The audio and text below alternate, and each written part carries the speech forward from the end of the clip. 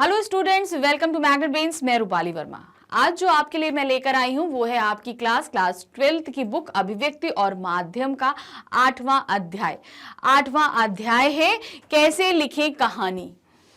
कहानी अगर हम लिखना शुरू करते हैं तो हम कैसे लिखें भाई? सुनते तो हम बहुत टाइम से चले आ रहे हैं, पढ़ते भी चले आ रहे हैं, लेकिन अगर हम कहानी लिखने बैठे तो हम कैसे लिखेंगे? मुसीबत की बात है भाई। हमने बहुत सारी कहानियाँ पढ़ी हैं, कैसी होती है, कुछ में मॉरल्स होते हैं, कुछ में अच्छी एंडिंग होती है, कुछ में अच्छी एंडिंग नहीं होती। तो ये तो हमारी सोच पे डिपेंड है कि हम कैसी कहानी लिखना चाहते हैं।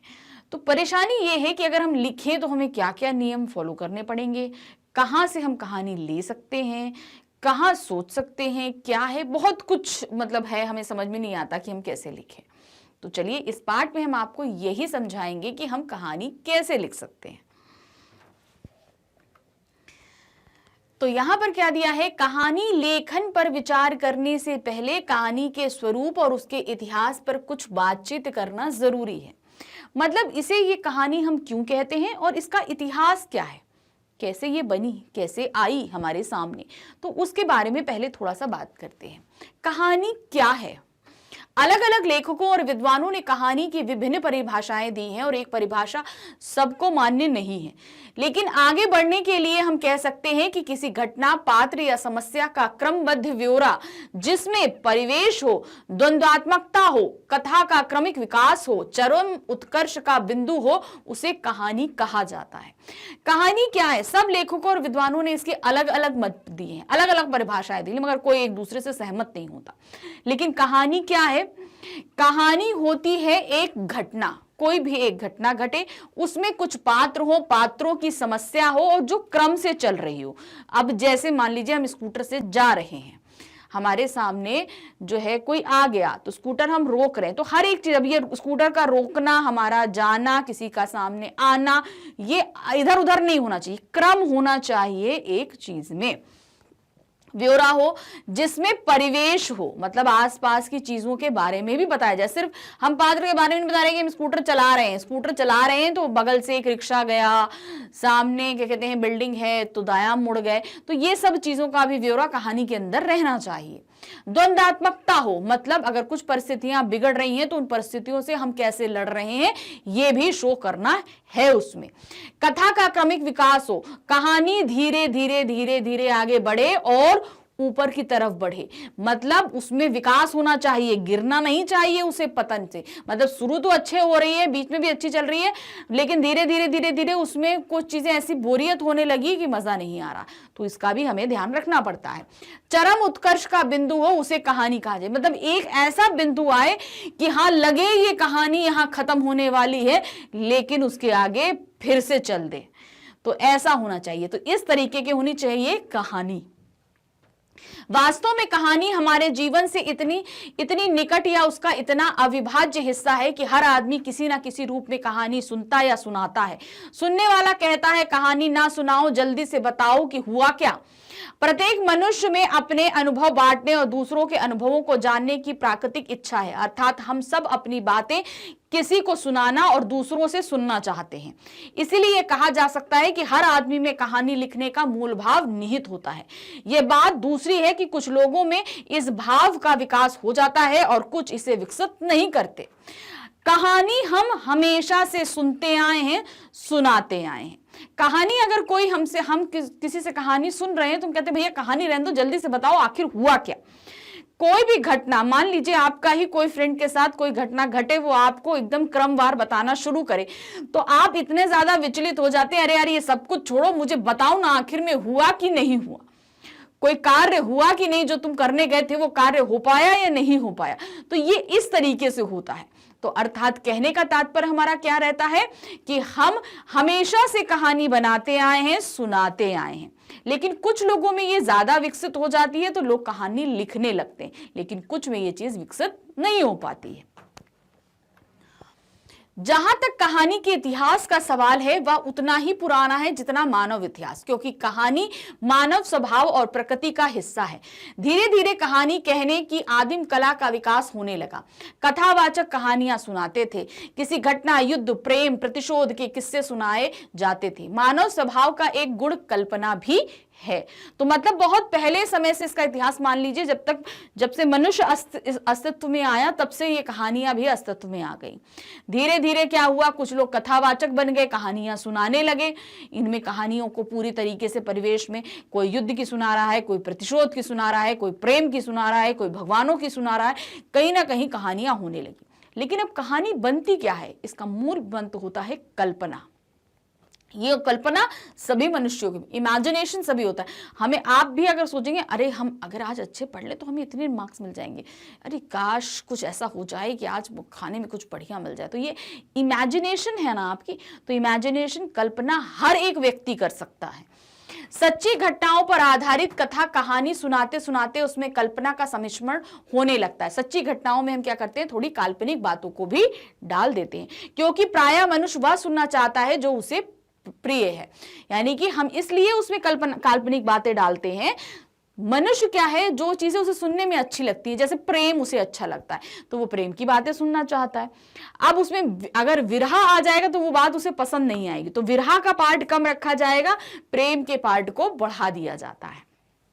मान लीजिए हमारा नायक कहीं युद्ध में हार ही क्यों ना गया हो जाए, लेकिन यदि वह नायक है तो हम यह सुनना चाहेंगे वह कितनी वीरता से लड़ा और कितनी बहादुरी से उसने एक अच्छे उद्देश्य के लिए अपने प्राण निछावर कर दिए।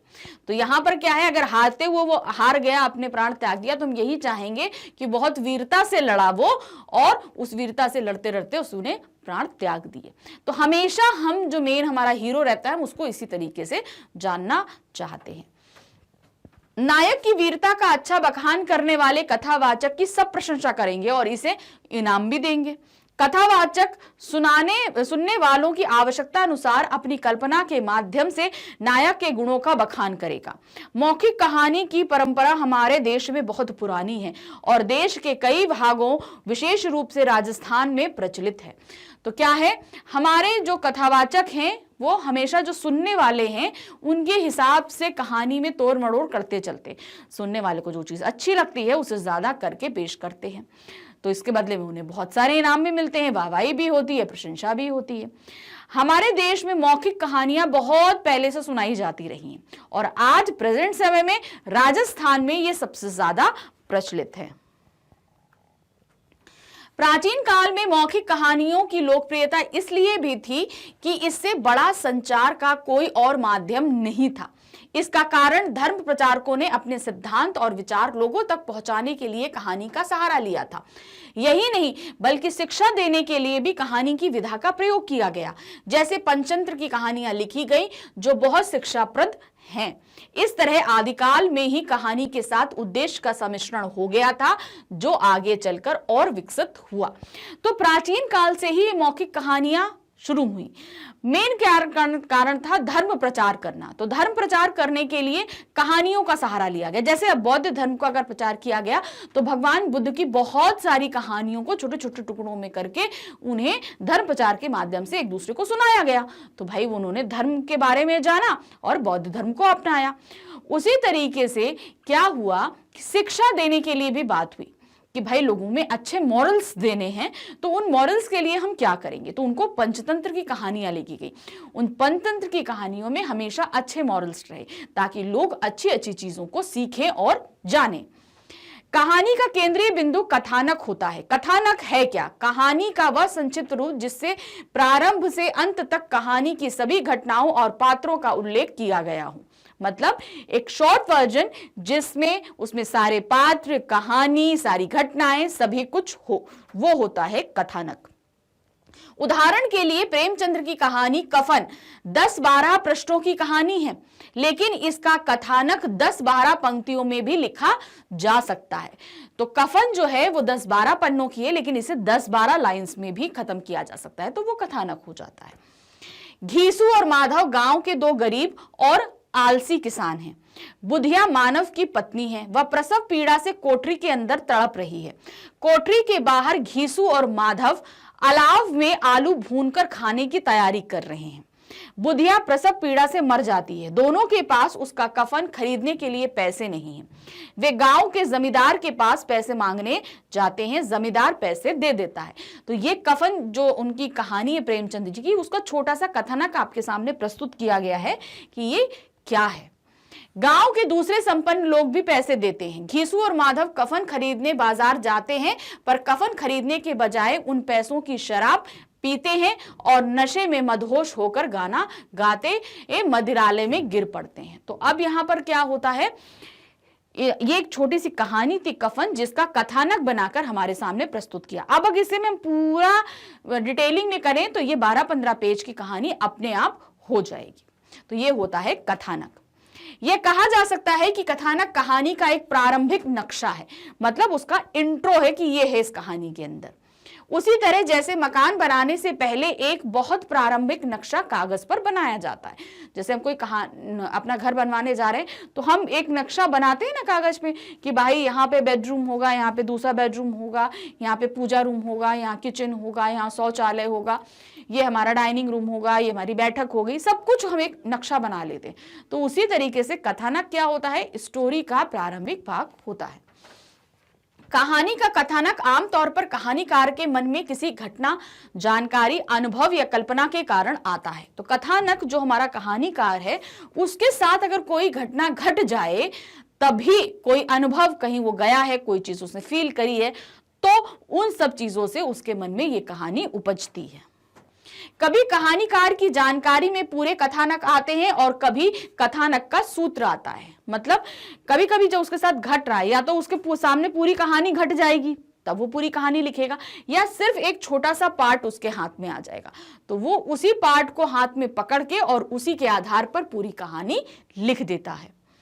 केवल एक छोटा सा प्रसंग या कोई एक पात्र कथानक को आकर्षित करता है, यानी कोई भी एक छोटी सी बात जो है पूरे कथानक को आकर्षण में बना देती है। जैसे हमने प्रेमचंद का घीसू वाला अभी कफन जो हमने पढ़ा, तो इसमें देखा कि उन दोनों के आलसी थे, तो उनके कारण उसकी बीवी मर जाती है। तो ये एक हाईलाइटेड पॉइंट था जो सबके सामने रखा गया था। इसके बाद कथानक उसे विस्तार देने में जुट जाता है। विस्तार देने का काम कल्पना के आधार पर किया जाता है, पर यह समझना बहुत जरूरी है कि कहानीकार की कल्पना कोरी कल्पना नहीं होती है। यानी कि अब जो उसके हाथ में सूत्र लगा था, तो सूत्र तो वास्तविक था, अब उसके हिसाब से उसने कहानी लिखनी शुरू तो कर दी, लेकिन अब कहानी का जब वो विस्तार कर रहा है तो उसमें वो अपनी कल्पना का सहारा ले रहा है। अब कल्पना में उसे इतना भी काल्पनिक नहीं हो जाना है कि वो वास्तविकता से पूरी तरह हट जाए। तो ये ध्यान रखना है कि ये कहानी कहीं ना कहीं सच्ची थी, तो जो भी उसमें काल्पनिक वो विस्तार करेगा उसे वास्तविकता से जुड़ा होना चाहिए। ऐसी कल्पना नहीं होती जो असंभव हो, बल्कि ऐसी कल्पना होती है जो संभव हो। कल्पना के विस्तार के लिए लेखक के पास जो सूत्र होता है उसी के माध्यम से कल्पना आगे बढ़ती है। यह सूत्र के लेखक को एक परिवेश देता है, पात्र देता है, समस्या देता है। इसके आधार पर लेखक संभावनाओं पर विचार करता है और एक ऐसी काल्पनिक ढांचा तैयार करता है जो संभावित हो और लेखक के उद्देश्यों से मेल खाता हो। तो जो सूत्र उसे लगा था वो वास्तविक था, उसी को पकड़ के वो कहानी को आगे बढ़ाता है। तो उसमें ऐसे पात्रों को डालता है जो वास्तविक से लगे, उनको ऐसे संवाद देता है, ऐसी घटनाएं उनके साथ घटती हैं जो वास्तविक लगे, तभी ये कहानी हमें जो है अपने आप से रिलेटेड लग पाती है। उदाहरण के लिए लेखक ने अस्पताल के बाहर एक मरीज को देखा। अब कैसे, अब उदाहरण के लिए इन्होंने बताया कि एक मरीज को, अब यहां पर उदाहरण बता रहे हैं कि एक सूत्र उन्हें कैसे मिला और कैसे उन्होंने कविता पूरी कहानी लिख डाली। देखा, जानकारी मिली कि यह मरीज पिछले 1 सप्ताह से लगातार आ रहा है, पर अभी तक उसे यह मौका नहीं मिल सका कि डॉक्टर को दिखा सके। इस जानकारी के बाद लेखक की कल्पना अस्पताल, वहां की व्यवस्था, पात्रों आदि की गतिविधियों पर केंद्रित हो जाती है। तो अब लेखक को सिर्फ एक मरीज मिला था और यह पता चला था कि बहुत दिनों से वो डॉक्टर से मिलने की कोशिश कर रहा है पर मिल नहीं पा रहा है। अब उसको एक सूत्र मिल गया। अब सूत्र के हिसाब से उसने अस्पताल का एक ब्यौरा खींचा, उसमें काम करने वाले लोगों को कुछ पात्र में डाला, डॉक्टर को डाला और कहानी लिखनी शुरू कर दी। इसके साथ ही वह अपना उद्देश्य भी तय करेगा कि इस कहानी के माध्यम से वो बताना क्या चाह रहा है। अब अगर वो नहीं मिल पा रहा है मरीज, तो जाहिर सी बात है उस कहानी के माध्यम से अस्पताल में अव्यवस्था को वो प्रदर्शित करना चाह रहा है। क्या वह अस्पताल केंद्रित कहानी लिखना चाह रहे हैं या केवल आपकी पीड़ा तक अपनी सीमित रखेगा? मतलब वो अस्पताल कोई के बारे में पूरा हमको बताएगा या सिर्फ पीड़ा तक, जो मरीज की पीड़ा है उस तक हमें सीमित रखेगा, तो उसे उद्देश्य उसे बताना पड़ता है। क्या वह इस मानवीय त्रासदी को वर्तमान सामाजिक राजनीतिक परिस्थितियों से जोड़कर कथानक तैयार करेगा, या इस सूत्र को वो सामाजिक और राजनीतिक परिस्थितियों से जोड़ देगा। अब ये कहानीकार के ऊपर डिपेंड होता है कि उस मरीज के ना मिल पाने को वो किससे जोड़ता है। आमतौर पर कथानक में प्रारंभ, मध्य और अंत अर्थात कथानक का पूरा स्वरूप होता है। मतलब जो हम देखते हैं उसमें वही चीजें होती हैं, जैसे प्रारंभ हुआ, मध्य हुआ और अंत हुआ। कथानक न केवल आगे बढ़ता है बल्कि उसमें द्वंद्व के तत्व भी होते हैं। मतलब परिस्थितियों के विरुद्ध द्वंद्व हो, दो मनुष्यों के बीच द्वंद्व हो, कुछ भी हो, आप वहां पर प्रतिरोध जरूर दिखाएंगे। भाई व्यक्ति है, परेशान है, तो अपनी परिस्थितियों से लड़ेगा, वो परिस्थितियों से कैसा लड़ रहा है, कैसा सोच रहा है, ये सब चीजें भी आप उसमें प्रदर्शित करेंगे, जो कहानी को रोचक बनाए रखता है। द्वंद्व के तत्वों से अभिप्राय यह है कि परिस्थितियों में इस काम के रास्ते में यह बाधा है। अगर मतलब हम परिस्थितियों का द्वंद्व नहीं दिखाते तो कहानी आगे बढ़ने के लिए बाधित हो जाती है। यह बाधा समाप्त हो गई तो आगे कौन सी बाधा आ सकती है, या हो सकता है एक बाधा के समाप्त हो जाने पर या किसी निष्कर्ष पर पहुंच जाने के कारण कथानक पूरा हो जाए। कथानक की पूर्णता की शर्त यही होती है कि कहानी नाटकीय ढंग से अपने उद्देश्य को पूरा करने के बाद समाप्त हो। अंत तक कहानी में रोचकता बनी रहनी चाहिए। यह रोचकता द्वंद्व के कारण ही बनी रहती है। अब कहानी में जो संघर्ष होता है, या तो आप एक संघर्ष पूरा हुआ उसे मिल गया, दूसरा संघर्ष रख दो, तीसरा संघर्ष रख दो, इस तरीके से कहानी एक एक करके आगे बढ़ती रहेगी, या फिर एक भाई दो संघर्ष हो गए, इसके बाद कहानी को एक सुखद अंत में लाके खत्म कर दो। ये आप पर डिपेंड होता है जो कहानी को लिख रहा है, यानी कि जो कहानीकार है। तो ये कहानीकार पर डिपेंड होता है कि वो कथानक कैसा लिखना चाहता है। जैसे कि पहले ही कहा जा चुका है कि हर घटना, पात्र, समस्या का अपना देश, काल और स्थान होता है। यानी कि जो भी पात्र है, जो भी घटना है, वो हमेशा ऐसी जगह की, अब एक्सीडेंट रोड पर होगा, खेती खेत पर होगी, खाना किचन में बनाया जाएगा, सोया बेडरूम में जाएगा, तो ये सबके अपने अपने एक स्थान होते हैं। कथानक का स्वरूप बन जाने के बाद कहानीकार कथानक के देश, काल तथा स्थान को पूरी तरह समझ लेता है। मान लीजिए कहानी अगर वो अस्पताल पे लिख रहा है तो अस्पताल के इर्द गिर्द और उस मरीज के घर तक ही वो कहानी सीमित रहेगी। तो ये चीज हमें ध्यान रखनी है कि कहानी कहां घूम रही है, अस्पताल में और उस मरीज के घर तक, या जो बीमार है उस तक, क्योंकि ये कहानी का प्रामाणिक और रोचक बनाने के लिए बहुत आवश्यक है। क्योंकि अगर कहानी अस्पताल में भाई मरीज की है, वो दौड़ रहा है, तो जाहिर सी बात है अस्पताल में आएगा, वहां के लोगों से जो परेशानियां होंगी वो बताएंगे, उसके घर में जो परेशानी है, उसको खुद को जो बीमारी के कारण तकलीफ हो रही है, उन सब चीजों का वर्णन हम करेंगे। उदाहरण के लिए यदि अस्पताल का कथानक है तो अस्पताल का पूरा परिवेश होगा, ध्वनियां होंगी, लोग होंगे, कार्य व्यापार होगा और लोगों के पारस्परिक संबंध, नित्य घटने वाली घटनाएं आदि का जानना आवश्यक है। यानी कि अस्पताल में जो हो रहा है, अस्पताल की आवाजें होंगी, ठीक है, लोग बैठे हैं, रो रहा है, कोई करहा रहा है, ऐसा है, वहां के पात्र होंगे, डॉक्टर है, नर्स हैं, वार्ड बॉयज हैं, ऑपरेशन थिएटर है, आपका ड्रेसिंग रूम है, ये सब चीजें आपको दिखाया जाएगा। आप ये सब चीजें शब्दों के माध्यम से व्यक्त करेंगे। लेखक जब अपने कथानक के आधार पर कहानी को विस्तार देता है तो उसमें इन सब जानकारियों की बहुत आवश्यकता होती है। तो अब ये लिखने के लिए पहले कहानीकार को ये सारी जानकारी एकत्र करनी पड़ेगी। तो एकत्र करेगा तभी वो कहानी में ये सारी चीजें लिख पाएगा। देश, काल, स्थान और परिवेश के बाद कथानक के पात्रों पर विचार करना चाहिए। अब हमने देश काल ले लिया, स्थान ले लिया, परिवेश ले लिया, मतलब पहनावा कैसा होगा, जगह कहां है और किस देश में घटित हो रही है, हमने ये सारी चीजें ले ली। अब बात आती है पात्रों पे, यानी कि कैरेक्टर्स क्या रहेंगे। हर पात्र का अपना स्वरूप, स्वभाव और उद्देश्य होता है। अगर कोई स्त्री लेंगे तो उसका अपना एक स्वरूप होगा, एक बच्चा लेंगे, बुजुर्ग लेंगे, एक बुजुर्ग औरत लेंगे, आदमी लेंगे, एक यंग लड़का लेंगे, एक मध्यम वर्ग का लड़का लेंगे, तो हर किसी का अपना अपना एक क्राइटेरिया होता है, उसके हिसाब से हम उस पात्र को डिसाइड करते हैं। कहानी में वह विकसित भी होता है, मतलब हम पात्रों के हिसाब से कहानी में विकसित करते जाते हैं, यह अपना स्वरूप भी बदलता है। कहानीकार के सामने पात्रों का स्वरूप जितना स्पष्ट होगा उतनी ही आसानी उसे पात्रों का चरित्र चित्रण करने और उसके संवाद लिखने में होगी। इस कारण पात्रों का अध्ययन कहानी की एक बहुत महत्वपूर्ण और बुनियादी शर्त है। इसके अंतर्गत पात्रों के अंतर संबंध पर भी विचार किया जाना चाहिए। कौन से पात्र की किस किस परिस्थितियों में क्या क्या प्रतिक्रिया होगी, यह भी कहानीकार को पता होना चाहिए। दरअसल कहानीकार उसके पात्रों के साथ निकटतम संबंध स्थापित होने चाहिए। अब कहानी में उसने जब पात्र डिसाइड कर लिए तो कौन सा पात्र किस परिस्थिति में कैसे रिएक्ट करेगा, उसे ये सब चीजें भी पता होनी चाहिए।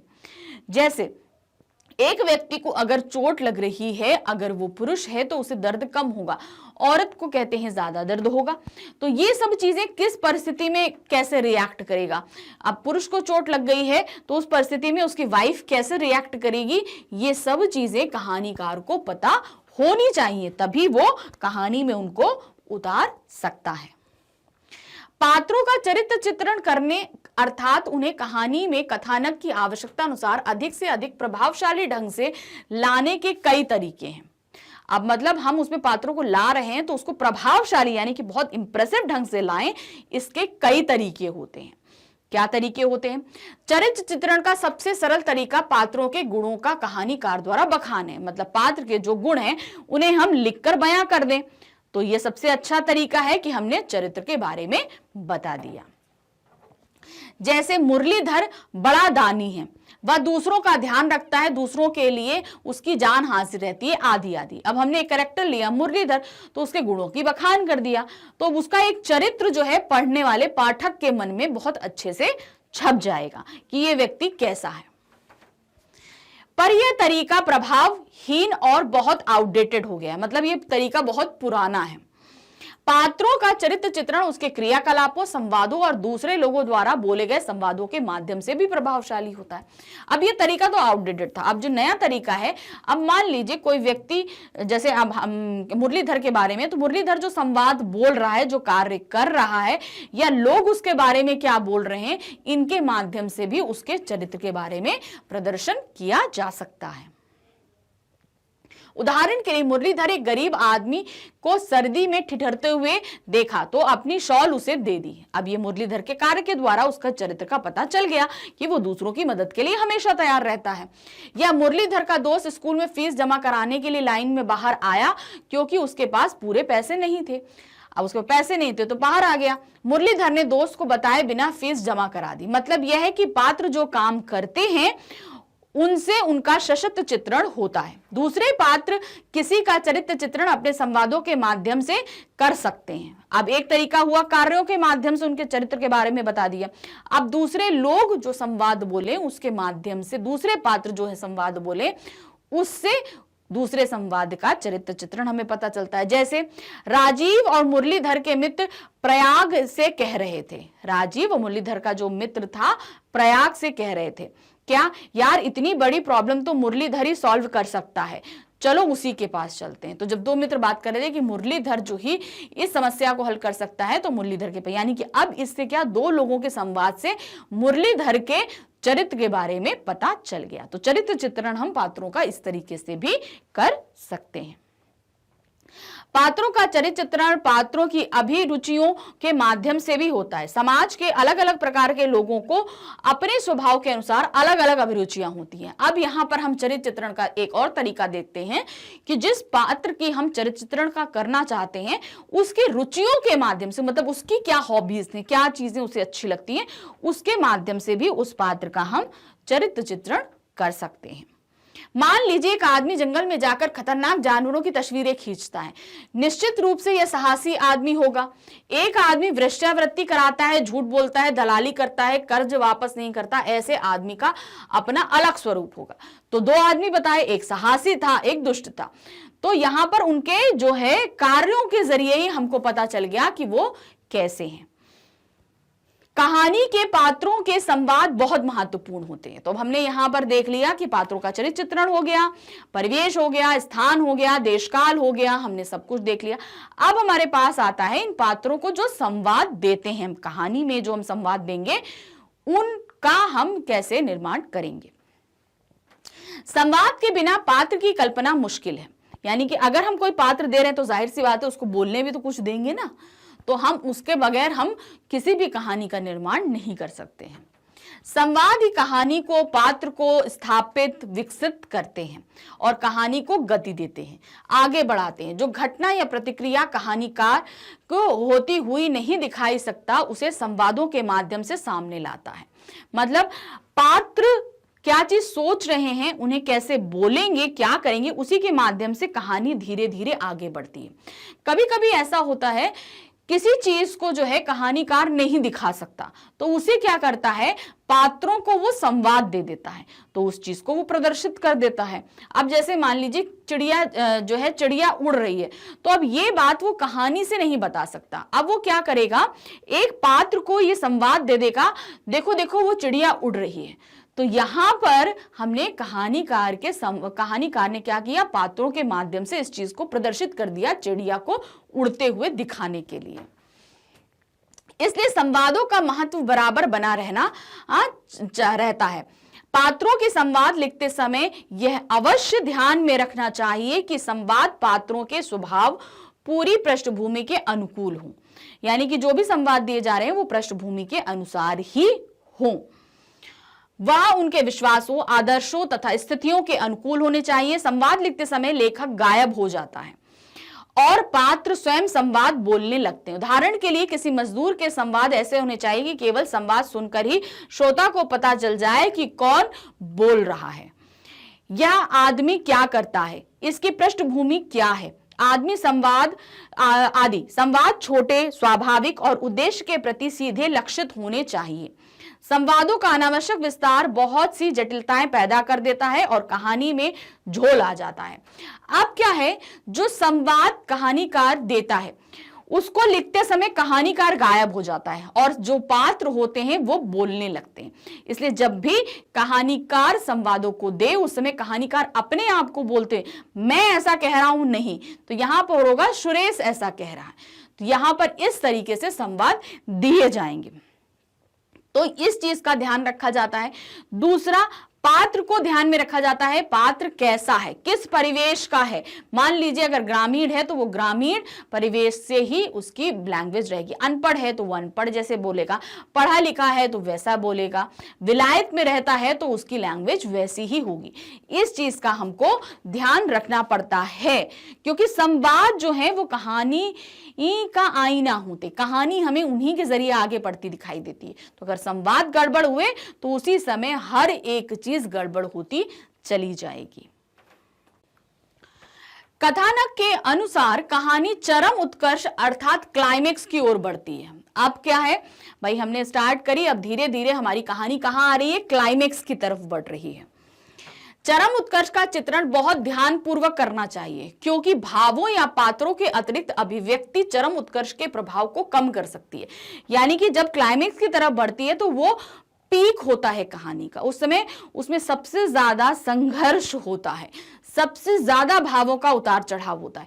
तो ये लिखते समय कहानीकार को बहुत ज्यादा सतर्कता बरतनी चाहिए, क्योंकि भाव उस समय पूरी तरीके से चरम पर होते हैं और इनका हमें ज्यादा अभिव्यक्ति भी नहीं करनी है। लिखते समय में ऐसी भी नहीं हम एक्स्ट्रा लिख दें तो क्या होता है, फिर उस चीज का, सिचुएशन का जो भाव है वो कम हो जाता है। कहानीकार की प्रतिबद्धता या उद्देश्य की पूर्ति के प्रति अतिरिक्त आग्रह कहानी को भाषण में बदल सकते हैं। मतलब अगर हमने ज्यादा अभिव्यक्ति कर दी, ज्यादा चीजें लग दी, तो वो कहानी कहां बदल जाएगा, भाषण में बदल जाएगा। तो ये चीज ध्यान रखनी पड़ती है। सर्वोत्तम यह होता है कि चरम उत्कर्ष पाठक को स्वयं सोचने और लेखकीय पक्षधर की ओर आने के लिए प्रेरित करे, लेकिन पाठक को यह भी लगे कि उसे स्वतंत्रता दी गई है कि उसने जो निर्णय लिया है वे उसके अपने हैं। मतलब कहानी पढ़ते समय पाठक को ये चीज लगनी चाहिए कि मतलब हम आप जबरदस्ती उसके अंदर चीजों को नहीं ठोसे कहानीकार। जो पाठक पढ़ रहा है उसे खुद निर्णय धीरे धीरे पढ़ते हुए सोचना चाहिए कि आगे ये चीज घटित होगी, आगे ये चीज लगी। हमें पाठक को इतनी स्वतंत्रता प्रदान करनी चाहिए। पहले भी संकेत दिया गया है कि कथानक के बुनियादी तत्वों में द्वंद्व का महत्व बहुत अधिक होता है। द्वंद्व मतलब परस्पर किसी चीज का संघर्ष होना, भावों का, विचारों का, मनुष्यों का, परिस्थितियों का, कहीं भी किसी भी तरीके का परस्पर कथानक में होता ही होता है। द्वंद्व ही कथानक को आगे बढ़ाता है। अब ये अगर जो द्वंद्व यानी ये प्रतिरोध नहीं होगा तो कहानी आगे नहीं बढ़ेगी। इन्हीं के कारण ही कहानी आगे बढ़ती है। उदाहरण के लिए अगर दो आदमी किसी बात पर सहमत हैं तो उनके बीच द्वंद्व नहीं होगा और बातचीत आमतौर से आगे नहीं बढ़ सकती। लेकिन अगर असहमति है तो बातचीत सरलता से आगे बढ़ेगी। कहानी में द्वंद्व दो विरोधी तत्वों का टकराव या किसी की खोज में आने वाली बाधाओं, अंतर्द्वंद आदि के कारण पैदा होता है। कहानीकार अपने कथानक में द्वंद्व के बिंदुओं को जितना स्पष्ट रखेगा, कहानी भी उतनी ही सफलता से आगे बढ़ेगी। तो अब उन्होंने बोला कि अगर द्वंद्व नहीं है तो कोई कहानी आगे नहीं बढ़ेगी। अब इसको हम ऐसे इन्होंने सरल लैंग्वेज में समझाया है कि अगर दो लोग आपस में बात कर रहे हैं कोई भी टॉपिक पे लेकर, अगर वो सहमत हैं तो क्या वो वार्तालाप आगे बढ़ेगी? नहीं बढ़ेगी। लेकिन अगर दो अलग अलग सहमति वाले, विपरीत सहमति वाले लोग, विचारों वाले आपस में बात करेंगे तो उनमें बहस होगी चीजों के बारे में, विचारों के बारे में। तो इस तरीके धीरे धीरे संवाद आगे बढ़ता जाएगा। उसी तरह कहानी के साथ भी होता है। कहानी में अगर द्वंद्व है तभी वो कहानी आगे बढ़ती है, नहीं तो वो अपनी जगह रुक जाती है। तो यहां पर कहानी का टकराव तो हो रहा है, लेकिन यहां पर जो टकराव हो, उन टकरावों से नई परिस्थितियों की खोज भी होनी चाहिए। कहानी में यह चीज दिखाई जाती है, तभी कहानी सफलता से आगे बढ़ती है। कहानी लिखने की कला सीखने का सबसे अच्छा और सीधा रास्ता है कि अच्छी कहानियां पढ़ी जाएं, उनका विश्लेषण किया जाए। कहानी लेखन सिखाने की प्रक्रिया में यही सबसे अधिक कारगर माध्यम है। हमने कहानी के जो मेन पॉइंट्स हमने सब आपको समझा दिया। आखिर में हम ये समझा रहे हैं कि कहानी लिखने का सबसे अच्छा तरीका है कि आप अच्छी अच्छी कहानियों को पढ़ें, उनका विश्लेषण करें कि ये परिस्थिति, मान लीजिए कहानी कोई, आप एक अच्छी कहानी पढ़ रहे हैं, जो परिस्थिति उसमें दिखाई जा रही है उसके उलट अगर आप परिस्थिति एक क्रिएट करो, कैसे उसके मतलब एक कहानी से ही अपनी एक कहानी बनाना शुरू कर दो, तो सबसे अच्छा तरीका यही है। आप अच्छी कहानियां पढ़िए और आप अच्छी कहानियां लिखना सीख जाएंगे। तो इस तरीके से इस पार्ट को हमने यहाँ पर खत्म किया। चरित्र चित्रण के कई तरीके होते हैं। ईदगाह कहानी में किन किन तरीकों का इस्तेमाल किया गया है, इस कहानी में आपको सबसे प्रभावी चरित्र किसका लगा और कहानीकार नहीं उसके चरित्र चित्रण में किन किन तरीकों का उपयोग किया है। तो ईदगाह जो स्टोरी है, हमें वहां बताना है कौन सा पात्र हमें सबसे प्रभावशाली लिखा, चरित्र चित्रण के कौन कौन से तरीके कहानीकार ने हमको बताए हैं और हमें कहाँ प्रभावशाली लगते हैं, ये सभी हमें इस आंसर में लिखना है। तो हम सभी ईदगाह कहानी पढ़ चुके हैं कि किस तरीके से एक छोटा सा बच्चा हामिद जो है वो अपनी दादी जब रोटी सेकती थी तो उनका हाथ जल जाता था और उनके लिए मेले में, ईदगाह के मेले से वो चिमटा खरीद के लेकर आता है। इस कहानी को हमने पढ़ा हुआ है, सभी ने पढ़ा है, प्रेमचंद जी की कहानी है ये। तो अब उसी कहानी पे हम ये क्वेश्चन हमसे पूछा गया है, अब हम आंसर लिखते हैं। कहानी में किसी भी पात्र का चरित्र चित्रण उसके क्रियाकलापों, संवादों तथा अन्य व्यक्तियों द्वारा उससे संबंधित बोले गए संवादों से होता है। जैसे हमने बताया है, चरित्र चित्रण कैसा होता है, जो खुद पात्र होता है उसके क्रियाकलाप होते हैं, पहली चीज।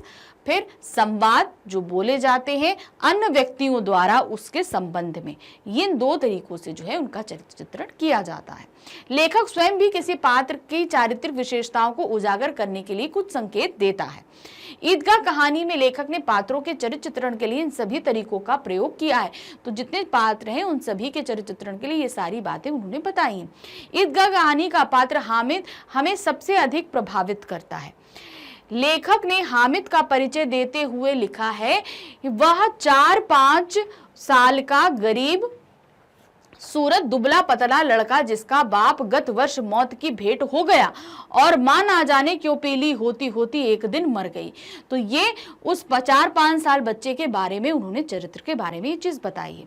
लेखक ने संवादों के माध्यम से भी हामिद के चरित्र को स्वर प्रदान किए हैं, मतलब दूसरे लोगों के संवादों के माध्यम से भी हामिद के चरित्र के बारे में हमको बताया है। हामिद का मेले में चिमटा खरीदना और उसके मन में अपनी दादी के प्रति संवेदना व्यक्त करता है। उसे रोटी पकाते समय दादी के हाथ से जलने की चिंता रहती थी, इसीलिए उसने चिमटा खरीदा।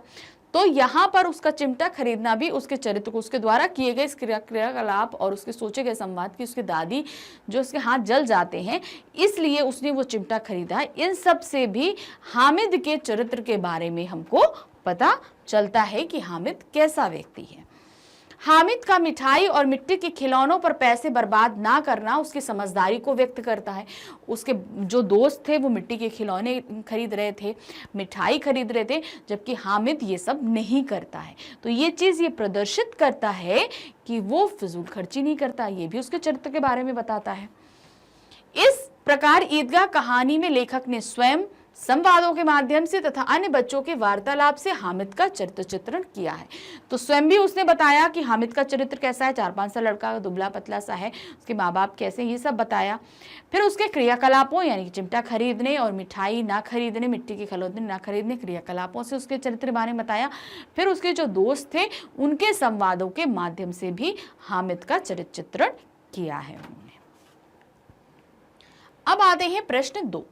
संवाद कहानी में कई महत्वपूर्ण भूमिका निभाता है, महत्व के हिसाब से क्रमवार संवाद की भूमिका का उल्लेख कीजिए। भाई कहानी की जान होते हैं संवाद, तो हमें यहां बताना है कि क्रमवार संवाद किस तरीके से लिखे जाते हैं। क्या दिया है, कहानी में संवादों का महत्वपूर्ण स्थान होता है। संवाद कहानी को गति प्रदान करते हैं। कहानी में चित्रित पात्रों का चरित्र चित्रण संवादों के माध्यम से होता है, मतलब कहानी में जिन पात्रों को दिया जा रहा है उनके चरित्रों का जो पता है उन संवादों के माध्यम से ही चलता है। जो घटना अथवा प्रतिक्रिया कहानीकार होती हुई नहीं दिखा सकता उसे संवादों द्वारा प्रस्तुत कर सकता है, मगर अगर कोई चीज ऐसी है जो वो नहीं बता पाते, कहानीकार नहीं बता पाता है, तो वो संवादों के माध्यम से व्यक्त कर देता है। समाधि के पात्रों में बौद्धिक कहानी के माध्यम में बौद्धिक, आर्थिक, सामाजिक, धार्मिक स्तरों का ज्ञान होता है। मतलब कहानी के अंदर जितने भी पात्र हैं वो संवादों के माध्यम से कितने धार्मिक हैं, कितने बौद्धिक हैं, कितने ही ज़्यादा चारित्रिक हैं, ये हमें सभी पता चलता है। उदाहरण के लिए ईदगाह कहानी मुस्लिम परिवेश को व्यक्त करती है, इसीलिए उसके संवादों में उर्दू के शब्दों की अधिकता है। वो मुसलमान परिवेश में है तो वहां पर क्या है, उर्दू शब्दों का ज्यादा इस्तेमाल किया गया है। अधिकतर संवाद बच्चों के, इसलिए बच्चों की कल्पना को भी पूरी तरह से उभारा गया है। तो अधिकतर क्या है भाई, हामिद और उनके दोस्तों के हैं, तो बच्चे जिस तरीके से बात करते हैं, उनकी कल्पनाएं किस तरीके से होती हैं, ये सभी संवादों के माध्यम से हमको बताया गया है। जैसे जिन्नात को मिलने वाले रुपयों के बारे में मोहसिन और हामिद का यह वार्तालाप, यानी कि जिन लोगों से मिलने के लिए उन दोनों में जो बात हो रही थी उसका एक छोटा सा अंश यहाँ पर प्रस्तुत किया गया है। जैसे मोहसिन ने कहा, जिन्नात को रुपयों की क्या कमी, जिस खजाने में चाहे चले जाएं। तो हामिद ने पूछा, जिन्नात बहुत बड़े बड़े होते हैं? मोहसिन कहता है, एक एक का सिर आसमान के बराबर होता है। अब ये बच्चों की कल्पना ही है कि जिन्नात होते हैं, उनके इतने बड़े सिर होते हैं, तो ये कल्पना ही है जिसको उन्होंने संवादों के माध्यम से कहानीकार ने व्यक्त किया है। यह वार्तालाप बच्चों के भोलेपन, कौतूहल आदि चारित्रिक गुणों का भी पता चलता है। संवाद पात्रों के स्तर अनुरूप, सरल, सहज, स्वाभाविक, संक्षिप्त तथा अवसर अनुकूल होने चाहिए। अनावश्यक रूप से लंबे संवाद कथानक में गतिरोध उत्पन्न कर देते हैं। मतलब जितना जिस पात्र का जिस परिस्थिति में जितना संवाद होना चाहिए उतना ही रखिए। अनावश्यक लंबा करने से क्या होता है, बोरियत हो जाती है, कहानी जबरदस्ती की खिंचती है, उसमें कोई मजा नहीं रह जाता। अब प्रश्न 3 है, दिए गए चित्रों के आधार पर 4 छोटी छोटी कहानियां लिखिए।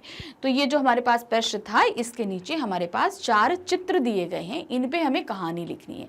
तो पहला जो चित्र है वो हमारे सामने ये है, एक औरत है, उसके पास एक बच्चा खड़ा है, सामने तस्वीर पे है एक पुरुष है जो शायद फौज में है और उसके ऊपर माला चढ़ा हुआ है। तो इस पिक्चर को लेकर हमें एक कहानी लिखनी है। तो आप अपनी तरीके से कहानी लिखने की शुरू करिएगा। हम आपको, हमने जो कहानी लिखी है वो हम पढ़कर सुनाते हैं आपको। एक दिन राम घर में घुस रहा था और उसकी माँ अपना काम कर रही थी। अचानक उसकी माँ की नजर उसके शहीद पति मेजर करण सिंह पर पड़ी। उसने राम को बुलाते हुए कहा कि क्या तुम्हें याद है तुम्हारे पिता का देहांत कब हुआ था? उनको मरे हुए 1 वर्ष हो गया है। राम ने बिल्कुल ठीक ठाक जवाब दे दिया।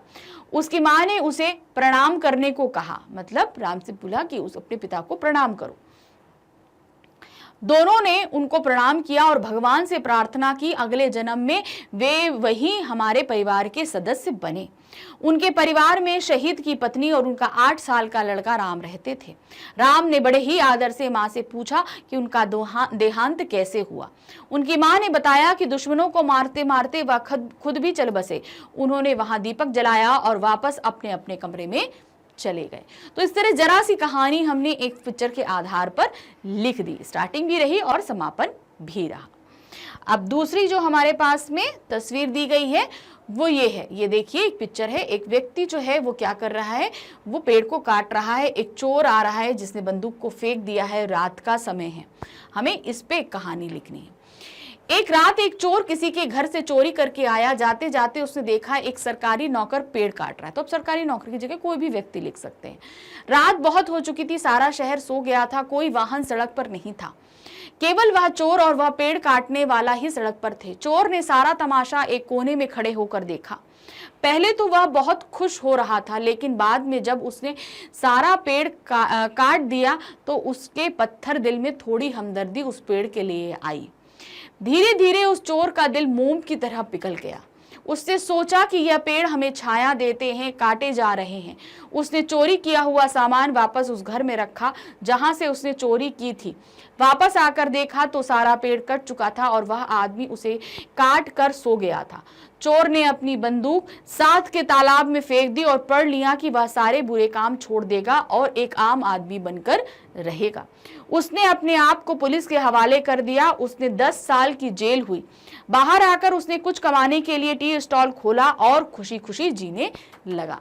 तो कहानी का एक पेड़ काटने से जहां शुरुआत थी वहां हुआ और एक सुखद अंत भी हमने इस कहानी में दिखाया। अब तीसरी जो पिक्चर हमारे पास में क्या है, ये देखिए, एक पिक्चर दी हुई है। आग लगी हुई है, अंदर एक बच्चा है, एक माँ है या एक औरत है हम बोलेंगे, जो फोन पर बात कर रही है। तो इसको अब हमें यहाँ पर प्रदर्शित करना है, इस कहानी को हमें यहाँ पर देना है। क्या लिखा? राजू और उसकी माँ हर रोज की तरह अपना अपना काम कर रहे थे। उसकी माँ फोन पर बात कर रही थी और वह बाहर खेल रहा था। वह घर पर आया और सीधा रसोई की तरफ चल पड़ा। वह बहुत प्यासा था। गैस खुली हुई थी। उसने जैसे ही लाइट का स्विच ऑन किया वैसे ही धमाका हुआ और रसोई में आग लग गई। उसने चिल्लाना शुरू कर दिया, बचाओ बचाओ। उसकी माँ ने आवाज सुनी और वह घबरा गई। वह मदद के लिए आसपास के घरों में भागी, लेकिन कोई मदद करने को तैयार नहीं था। उसने फोन उठाया और 102 यानी 102 डायल किया। फायर ब्रिगेड को आने में 15 मिनट लगने थे। उसने आग बुझाने की पूरी कोशिश की, लेकिन आग धीरे धीरे बढ़ती जा रही थी। राजू बेहोश हो गया था। उसकी माँ को डर था कि कहीं कि वह मर न गया हो। अचानक फायर ब्रिगेड ने आग बुझा दी। राजू को अस्पताल पहुंचा दिया गया। थोड़े दिनों में वह ठीक हो गया और फिर से खेलने लगा। उसकी माँ ने सीखा कि कभी भी गैस खुली नहीं छोड़नी चाहिए। तो एक सीख के साथ ये कहानी यहाँ पर खत्म हुई। अब है जो चौथी हमारी जो पिक्चर है, क्या है? एक बच्चा है जो टीवी देख रहा है। कॉपी किताबें उसने फेंकी हुई हैं। उसका पूरा ध्यान जो है वो टीवी पर है। तो इस पर आपको एक कहानी लिखनी है। तो क्या लिखी है कहानी हमने? रोहित एक 8 साल का लड़का है। उसने पढ़ना बहुत पसंद था, लेकिन जब से उसके घर में नया टेलीविजन आया है तब से वह सारे काम छोड़कर टीवी देखता रहता है। उसने पढ़ना तक छोड़ दिया है। उसे अब पढ़ने में कोई रुचि नहीं थी। सारा दिन एक टक आंखें लगाए टीवी देखता रहता था। 24 घंटे में से कम 10 घंटे टीवी देखता था और उसका दिमाग वैसे ही सोचने लगता जैसे टीवी में देखता था। वह स्कूल से बहुत छुट्टी लेता था। वह अपने दोस्तों से भी लड़ता रहता था। वह दिन भर टीवी देखते देखते पतला होता जा रहा था। वह जल्द ही बीमार हो जाता था। उसके माता पिता ने सोच लिया कि वह टीवी की तार कटवा देंगे। उन्होंने केबल की तार काट दी। वह बहुत रोने लगा। वह पूरा दिन रोता रहा। उसकी मां ने उसे समझाया कि ज्यादा टीवी देखने से आंखें खराब हो जाती हैं और पढ़ाई में ध्यान नहीं लगता। स्कूल जाने का मन भी नहीं करता। जो उसकी मां ने उसे समझाया वह समझ गया और उसने अपनी मां से वादा किया कि वह अब 1 घंटे से ज्यादा टीवी नहीं देखेगा। उसका पढ़ाई में ध्यान लगना शुरू हो गया और वह फिर से कक्षा में अच्छे अंक लाने लगा। इस कहानी से सीख मिलती है कि हमें ज्यादा टीवी नहीं देखना चाहिए और अपनी पढ़ाई पर ध्यान देना चाहिए। तो इस तरीके से जो 4 पिक्चर्स हमारे सामने प्रस्तुत की गई थी इस प्रश्न में, हमने उन सभी पिक्चरों के ऊपर एक एक कहानी लिखी। तो आप भी कोशिश करिएगा कहानी लिखने की। अब हमारे सामने आ रहा है हमारा प्रश्न 4। क्या पूछा गया है? एक कहानी में कई कहानियां छिपी होती हैं। किसी कहानी को किसी खास मोड़ पर रोककर नई स्थिति में कहानी को नया मोड़ दिया जा सकता है। नीचे दी गई परिस्थिति पर कहानी लिखने का प्रयास करें। तो अब क्या हुआ, एक कहानी के अंदर कई कहानी होती है, तो एक परिस्थिति हमें दी गई है और बोला गया है कि इस पे हमें एक कहानी लिखनी है। तो चलिए देखिए पहले परिस्थिति क्या है। सिद्धेश्वरी ने देखा कि उसका बड़ा बेटा रामचंद्र धीरे धीरे घर की तरफ आ रहा है। रामचंद्र माँ को बताता है कि उसे अच्छी नौकरी मिल गई है। आगे की कहानी अपने आप लिखिए। तो यहाँ पर क्या था, एक बच्चा जो है उसको नौकरी मिल गई है, वो अपनी माँ को बताता है कि उसे अच्छी नौकरी मिल गई है। तो माँ का नाम सिद्धेश्वरी है और लड़के का नाम रामचंद्र है। तो अब इसी पे हमें कहानी लिखनी है। तो क्या है कहानी? सिद्धेश्वरी ने देखा कि उसका बड़ा बेटा रामचंद्र धीरे धीरे घर की तरफ आ रहा है। रामचंद्र माँ को बताता है कि उसे अच्छी नौकरी मिल गई है। सुनते ही माँ खुशी से झूम उठती है और आंगन की तरफ दौड़ पड़ती है। वहां चारपाई पर लेटे हुए अपने पति को जाकर कहती है, सुनते हो, अपने राम को अच्छी नौकरी मिल गई है। राम के पिता ऊँघते हुए उठ बैठते हैं और राम को अपने पास बैठाकर उससे पूछते हैं, कहाँ नौकरी मिली है? राम, CCL में मिली है। पिता, क्या वेतन मिलेगा? राम, 25,000। यह सुनते ही राम के पिता और माता उस पर न्यौछावर हो जाते हैं। उन्हें लगता है कि अब तो उनके दिन फिर जाएंगे और घर में खुशहाली आ जाएगी। राम के पिता मिठाई लेने बाहर निकल जाते हैं और माँ राम को प्यार से खाना खिलाने लग जाती है। तो ये एक छोटी सी एक घटना के ऊपर हमने एक छोटा सा घटना की कहानी लिख दी। तो इस तरीके से इस पाठ में जितने भी प्रश्न उत्तर आए थे हमने तो सबसे पहला जो प्रश्न आ रहा है वो है, कहानी हमारे जीवन का अंग है। कैसा अंग है? अविभाज्य अंग है, अनावश्यक अंग है, व्यर्थ अंग है या बेकार अंग है? तो कहानी हमारे जीवन का क्या है? अविभाज्य अंग है, यानी कि जिसको हम अलग नहीं कर सकते अपने आप से। हम पूरे दिन में बहुत सारी कहानियां बताते हैं, आप चाहें न चाहें। देखिए, आप अपने फ्रेंड से मिले तो उसको कल कोई हुई बात को आप बताएंगे तो उसे भी आप कहानी के माध्यम से बताते हो ना। घर पहुंचे, मम्मी पापा को कोई चीज़ बतानी है तो वो भी आप कहानी के माध्यम से बता रहे हो। टीचर को कोई चीज़ बतानी है तो मतलब आपने अगर कोई काम नहीं किया तो उसके लिए भी आपने एक काल्पनिक कहानी गढ़ डाली। तो ये क्या है? ऐसी चीज़ है जो हम अपने जीवन से अलग कर ही नहीं सकते, अर्थात अविभाज्य अंग है। इसको हम अपने आप से अलग नहीं कर सकते। नेक्स्ट आते हैं, प्रत्येक व्यक्ति अपने अनुभवों को क्या करना चाहता है? अपने तक सीमित रखना चाहता है। किसी को ना बताना यानी नहीं बताना चाहता, केवल बेटों को बताना या बांटना चाहता है। तो क्या करना चाहता है? वो है बांटना चाहता है। अर्थात हम अपने अनुभवों को, हमें जो एक्सपीरियंस हुआ है, हम चाहते हैं हम दूसरों तक पहुंचाएं। तो उसे हम किसके माध्यम से पहुंचाते हैं? हम कहानी के माध्यम से पहुंचाते हैं। मान लीजिए कल एक आप मार्केट में गए, आपने मार्केट जाते समय पहली बार जो है लोकल बस में सफ़र किया। अब आपको लोकल बस कैसे मिली, क्या हुआ, वो सफ़र कैसा रहा आपके लिए, अच्छा रहा, बुरा रहा, एक्सपीरियंस जो कुछ भी आपका रहा, तो उसे आप किसी न किसी के साथ शेयर करेंगे जाके। तो वो आपका एक्सपीरियंस क्या था, आपका जो अनुभव था, वो आप क्या करना चाहते थे। अब अपने तक तो रखोगे नहीं, जाहिर सी बात है अपने फ्रेंड्स को बताओगे, घर पहुंचोगे अपने मम्मी पापा को बताओगे। अगर आप मान लीजिए मार्केट गए थे तो या आप अपने फ्रेंड के यहाँ जा रहे थे तो रास्ते भर जो कुछ घटित हुआ आप अपने फ्रेंड को बताओगे।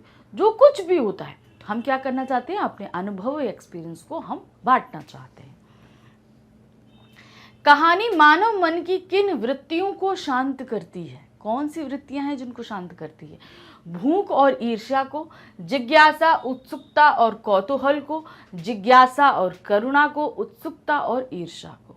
तो क्या किसको शांत करती है? वो है जिज्ञासा, उत्सुकता और कौतूहल। कहने का मतलब किसी चीज को जानने की जो इच्छा, जिज्ञासा, उत्सुकता, उसको बस पानी कह कैसे क्या हुआ, जल्दी बताओ, कैसे कैसे हुआ, क्या हुआ, मतलब फटाफट बताओ, जल्दी से एंड बता दो, इसका एंड क्या, वो उत्सुकता। कौतूहल मतलब अरे क्या यार, ये कैसे हो सकता है। तो ये सारी वृत्तियां जो हैं ये कैसे, कहानी के माध्यम से शांत होती हैं। भारत में किस ग्रंथ की कहानियां लोकप्रिय? कौन सा ऐसा ग्रंथ है जिसकी कहानियां सबसे ज्यादा लोकप्रिय है भारत में? कादंबरी, कथा, सरी सागर, हितोपदेश या पंचतंत्र? तो हम सभी बचपन से पढ़ते आ रहे हैं, वो है पंचतंत्र की कहानियां। ये कहानियां सबसे ज्यादा प्रचलित है। कहानी किसका अंग है? जीवन का, शिक्षा का, मानव स्वभाव का या धर्म का? तो कहानी जो है वो अंग है मानव स्वभाव का, हमारे स्वभाव का एक अंग है। अब देखिए हम आपको यहाँ पर जब हम आपको क्वेश्चंस समझा रहे हैं तो किसी छोटी छोटी कहानियों के माध्यम से, जैसे अभी हमने बस ट्रैवलिंग के थ्रू बताया आपको कोई चीज़, तो यहाँ पर क्या चीज़ है, किसी भी चीज़ को समझाने या बताने के लिए हम उसके पीछे एक छोटी सी कहानी को गढ़ देते हैं। तो कहानी हम पूरे दिन में बहुत सारी बोलते हैं, तो कहानी क्या हुआ, बहुत ही इंपॉर्टेंट अंग होता है मानव स्वभाव का। कहानीकार घटनाओं में किसका मिश्रण करता है? जो भी घटनाएं होती है उसके आधार पर वो कहानी लिखा है, लेकिन उसमें वो किस चीज को मिला रहा है? कल्पना का, हास्य का, व्यंग का या यथार्थ का? तो वो मिक्सर करता है, कल्पनाओं का मिश्रण करता है। जो वास्तविक घटनाएं हैं उनसे तो वो लेकर कहानी बना रहा है, लेकिन उसमें कुछ कल्पनाओं को भी मिक्स कर देता है, तो कहानी और इंटरेस्टिंग हो जाती है। किस कहानी की परंपरा प्राचीन काल से चली आ रही? कौन सी कहानी है जो प्राचीन काल से चली आ रही है? लिखित कहानी की, मौखिक कहानी की, ऐतिहासिक कहानी की या धार्मिक कहानी की? तो वो कहानी जो प्राचीन काल से चली आ रही है वो है मौखिक कहानियां। मतलब मौखिक कहानियां आप ये समझ लो, कहानी तो तब से है जब से मनुष्य ने बोलना भी नहीं शुरू किया, तो वो इशारों के माध्यम से कहानी, यानी कि बहुत ही पुरानी कहानियां हैं। तो भाई लिखना पढ़ना तो बहुत बाद में आया, पहले तो क्या हुआ, इंसान ने बोलना शुरू किया तो मौखिक कहानियां शुरू हुई। लिखना तो बाद में, अभी भी बहुत सी जगहें ऐसी हैं जहाँ पे मौखिक कहानियों का प्रचलन है, यानी कि लोग घूम घूम के कहानियां सुनाते रहते हैं लोगों का मनोरंजन करने के लिए। पंचतंत्र में किस प्रकार की कहानियां लिखी जाती हैं? जो पंचतंत्र की कहानियां हम लोगों ने पढ़ी हैं उसमें किस तरह की कहानियां लिखी जाती हैं?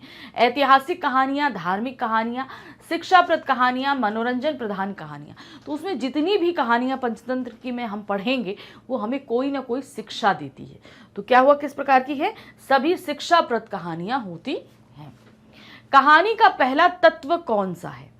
कथानक, पात्रों का चरित्र चित्रण, संवाद या भाषा शैली? तो कहानी का सबसे पहला तत्व है कथानक। कहने का तात्पर्य है, कहानी मान लीजिए आपने 25-30 पेज की लिख दी, अब उस कहानी को लिखने से पहले आपको प्लॉटिंग करनी पड़ती। कहते हैं ना, जैसे एक मकान बनाने से पहले हमें नींव बनानी पड़ती है, तो उस नींव, वो नींव क्या होती है? कथानक होती है। अब मान लीजिए जैसे महाभारत के युद्ध पे, जब महाभारत का युद्ध हुआ था, या कोई भी आप कोई कहानी ले लो, मान लीजिए आपने बोला, वो आपकी फेमस कहानी होगी जो एक किसान अपने बालकों को एकता का बल समझाता है, लकड़ी का गट्ठर देता है और एक साथ देता है कि तोड़ो उसको, तो वो नहीं तोड़ पाते, फिर वो बोलता है कि क्या कहते हैं, एक एक देता है सबको कि अब तोड़ो, तो वो लोग तोड़ लेते हैं, तब वो समझाता है कि एकता का बल। अब इस कहानी को हमने कितना मुश्किल से 5 से 6 पंक्तियों में आपको समझा दिया, तो ये क्या था? कथानक, यानी कि कहानी को। अब इसको अगर हम डिटेल में करना चाहेंगे तो एक समय का बात थी, ये क्या कहते हैं, आपको चंबल नाम का एक गाँव था, वहाँ उस गांव में एक किसान रहा करता था, उसके बहुत अच्छे खेत थे, बहुत सारे खेत थे, वो बहुत मेहनत करके खेती करता था, मगर उसके बच्चे जो है बिल्कुल मेहनत नहीं करते थे, आपस में लड़ते रहते थे। तो इस तरीके से आप कहानी को डिटेलिंग दोगे, लेकिन उसी कहानी को हमने शॉर्ट में जो 5-6 पंक्तियों में आपको समझा दिया, वो क्या था? वो कथानक था। तो किसी भी कहानी को लिखने से पहले उसका एक नक्शा तैयार करना ही क्या कहलाता है? कथानक कहलाता है। कथानक के कितने भाग होते हैं? 1, 2, 3 या 4? तो यहाँ पर क्या होता है? कथानक के भी 3 भाग होते हैं, यानी कि उसमें स्टार्टिंग में क्या होगा, उसके मध्य में क्या होगा और फिर उसके अंत में क्या होगा। तो इस तरीके के ये 3 पार्ट उसके होते हैं। कहानी के तीसरे भाग का नाम क्या है? जो तीसरा भाग होता है वो कौन सा होता है? आरंभ, मध्य, द्वंद्व या अंत? तो देखिए, प्रथम भाग होता है आरंभ, दूसरा होता है मध्य और तीसरा होता है अंत। तो तीसरा भाग कौन सा हुआ? अंत हुआ। नेक्स्ट है, कहानी लेखन सीखने का सबसे कारगर तरीका कौन सा है? हम अगर चाहते हैं कि हम बहुत अच्छी कहानियां लिखें तो उसके लिए हमें क्या करना पड़ेगा? नानी से कहानियां सुनना पड़ेगा, दादी से कहानी सुनना पड़ेगा, कहानी लिखने का अभ्यास करना पड़ेगा या अच्छी कहानियां पढ़ना पड़ेगा? तो देखिए, आप अगर चाहते हो कि आप बहुत अच्छी कहानियां लिख सको तो उसके लिए आपको अच्छी अच्छी कहानियां पढ़नी पड़ेंगी। जितनी मैक्सिमम आप अच्छी कहानियां पढ़ सकते हैं, आपके दिमाग में उतने आइडियाज आएंगे कहानी को सही ढंग से करने के। कहानी का केंद्रीय बिंदु क्या होता है? सेंटर पॉइंट क्या होता है? कथानक, देशकाल, पात्रों का चरित्र चित्रण या संवाद? तो उसका सेंटर पॉइंट जो होता है वो है कथानक। बिना कथानक के कहानी को अंजाम नहीं दिया जा सकता है, ये ज़रूरी होता है। ये ध्यान रखिए कि भाई हमें पता तो चले हम किस पे लिखने जा रहे हैं, तो उसको 4-5 पंक्तियों में जब तक हम नहीं लिख लेंगे तब तक हम उसमें डिटेलिंग नहीं दे पाते हैं।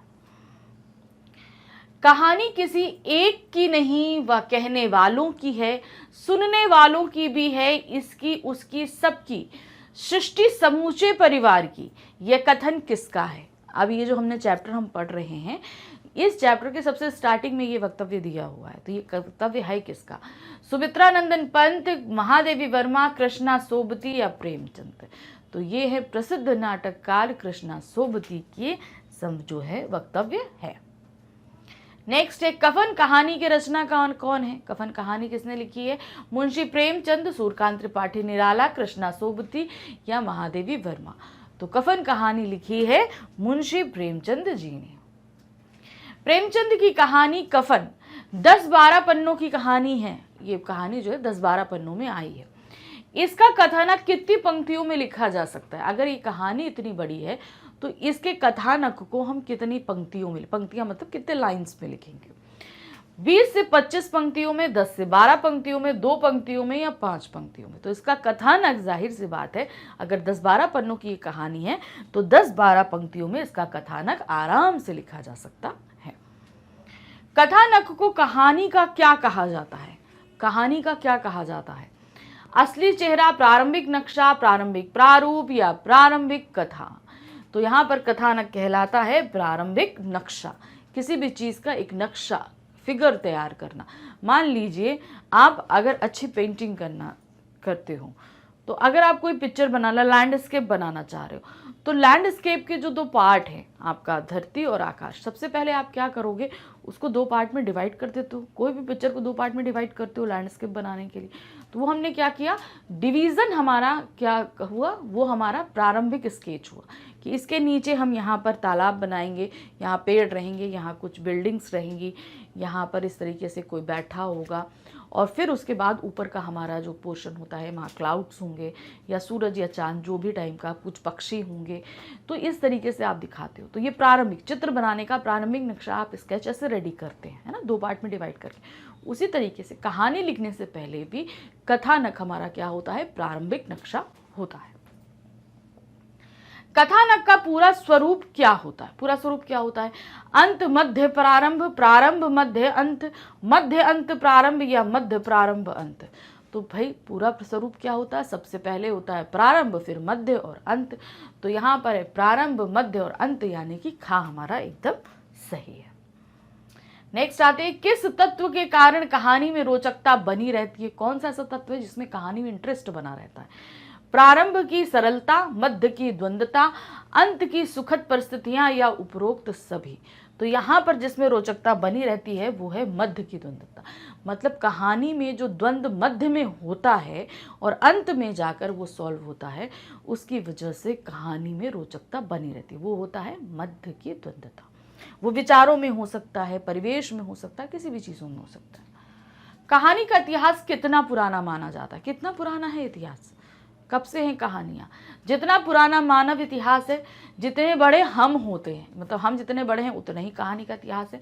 जब से मनुष्य ने भी लिखना पढ़ना सीखा है, जब से मनुष्य ने बोलना सीखा है, तो कहानी का इतिहास कितना पुराना है? जितना पुराना मानव इतिहास है। मनुष्य जितना पुराना मानव का इतिहास, आप जितना पुराना जा सकते हो उतना ही पुराना कहानी का इतिहास भी है।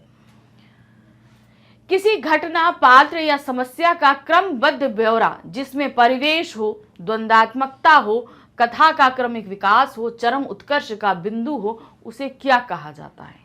वो क्या कहते हैं? किस चीज की डेफिनेशन है? कथानक, संवाद, कहानी या उपरोक्त। तो ये जो डेफिनेशन हमने अभी पढ़ी, ये डेफिनेशन है कहानी। ये क्या कहा जाता है? उसको कहानी कहा जाता है। मौखिक कहानी की परंपरा विशेष रूप से कहाँ पर प्रचलित है? अभी प्रेजेंट समय में भी मौखिक कहानी कहाँ पर ज़्यादा प्रचलित है? उत्तर प्रदेश, जम्मू कश्मीर, राजस्थान या गुजरात? तो प्रेजेंट समय में जो है वो राजस्थान में अभी भी मौखिक कहानियों का बहुत प्रचलन है। प्राचीन काल में मौखिक कहानियों की लोकप्रियता क्यों थी? प्राचीन समय में, पुराने समय में ये मौखिक कहानियां इतने प्रचलन में क्यों थी? इसका क्या कारण था? क्योंकि यह संचार का सबसे बड़ा माध्यम थी। क्योंकि धार्मिक प्रचार इसी के माध्यम से सिद्धांतों और विचारों का प्रचार करते थे। शिक्षा के प्रचार प्रसार के लिए उपरोक्त सभी। तो यहाँ पर ये उपरोक्त सभी कारण हैं जिनके कारण मौखिक कहानियां प्रचलित थी। क्योंकि सबसे पहले समय में संचार का एक यही माध्यम हुआ करता था।